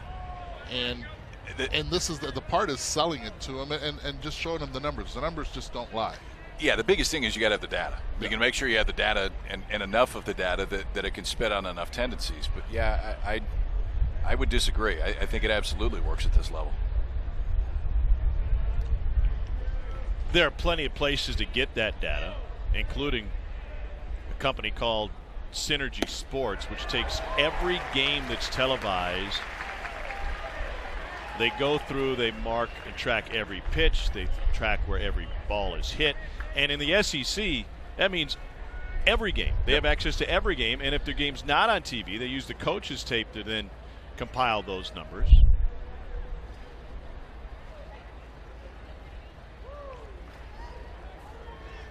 Runner goes, swing and a miss. Defensive indifference allows Deloach to pick up 90 feet on a strikeout of Wingate.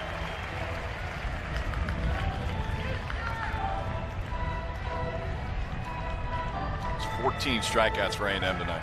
But at the college level, is it less effective because college hitters are, and pitchers for that matter, that might be the most important part, are less consistent? No, I mean, tendencies are tendencies. So if the tendencies don't exist, you don't do it. So ultimately, if the numbers tell you that 70% of the ground balls are going to the left side, I mean, to me, that's what you do. That was off the foot of Walters. I mean, I understand your point. If ultimately, if you can't execute a pitch to get it to that point, but if a guy's dead pull, like Fletcher, for instance, okay? Fletcher's going to hit, if the ball goes to the outfield off the bat of Dominic Fletcher, 90% of the time, I haven't seen the numbers, but I'm going to throw out a guess here.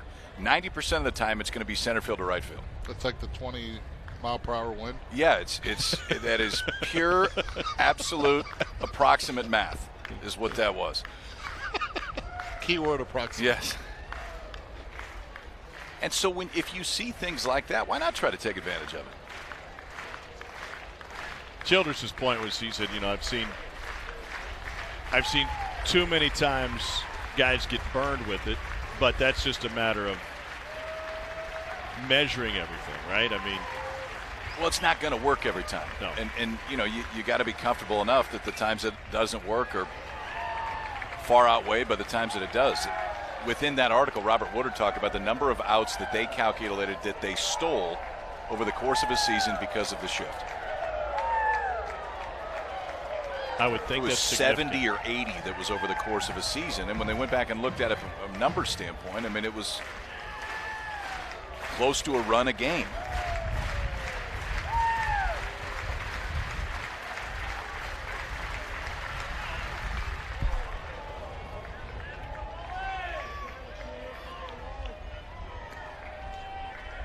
Blaine Knight has won 9 consecutive decisions. One more strike, one more out, and he will have won 10 in a row. That right there is a pretty good night. Huh. I know you like that.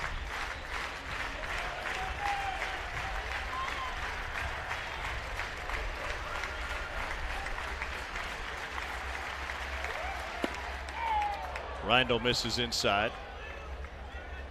So Cronin, the closer, slated to go Sunday. He can't throw before that by doctor's orders. Reindl, the only one used out of the Arkansas bullpen tonight. Both pens should be in pretty good shape tomorrow, including A&M's.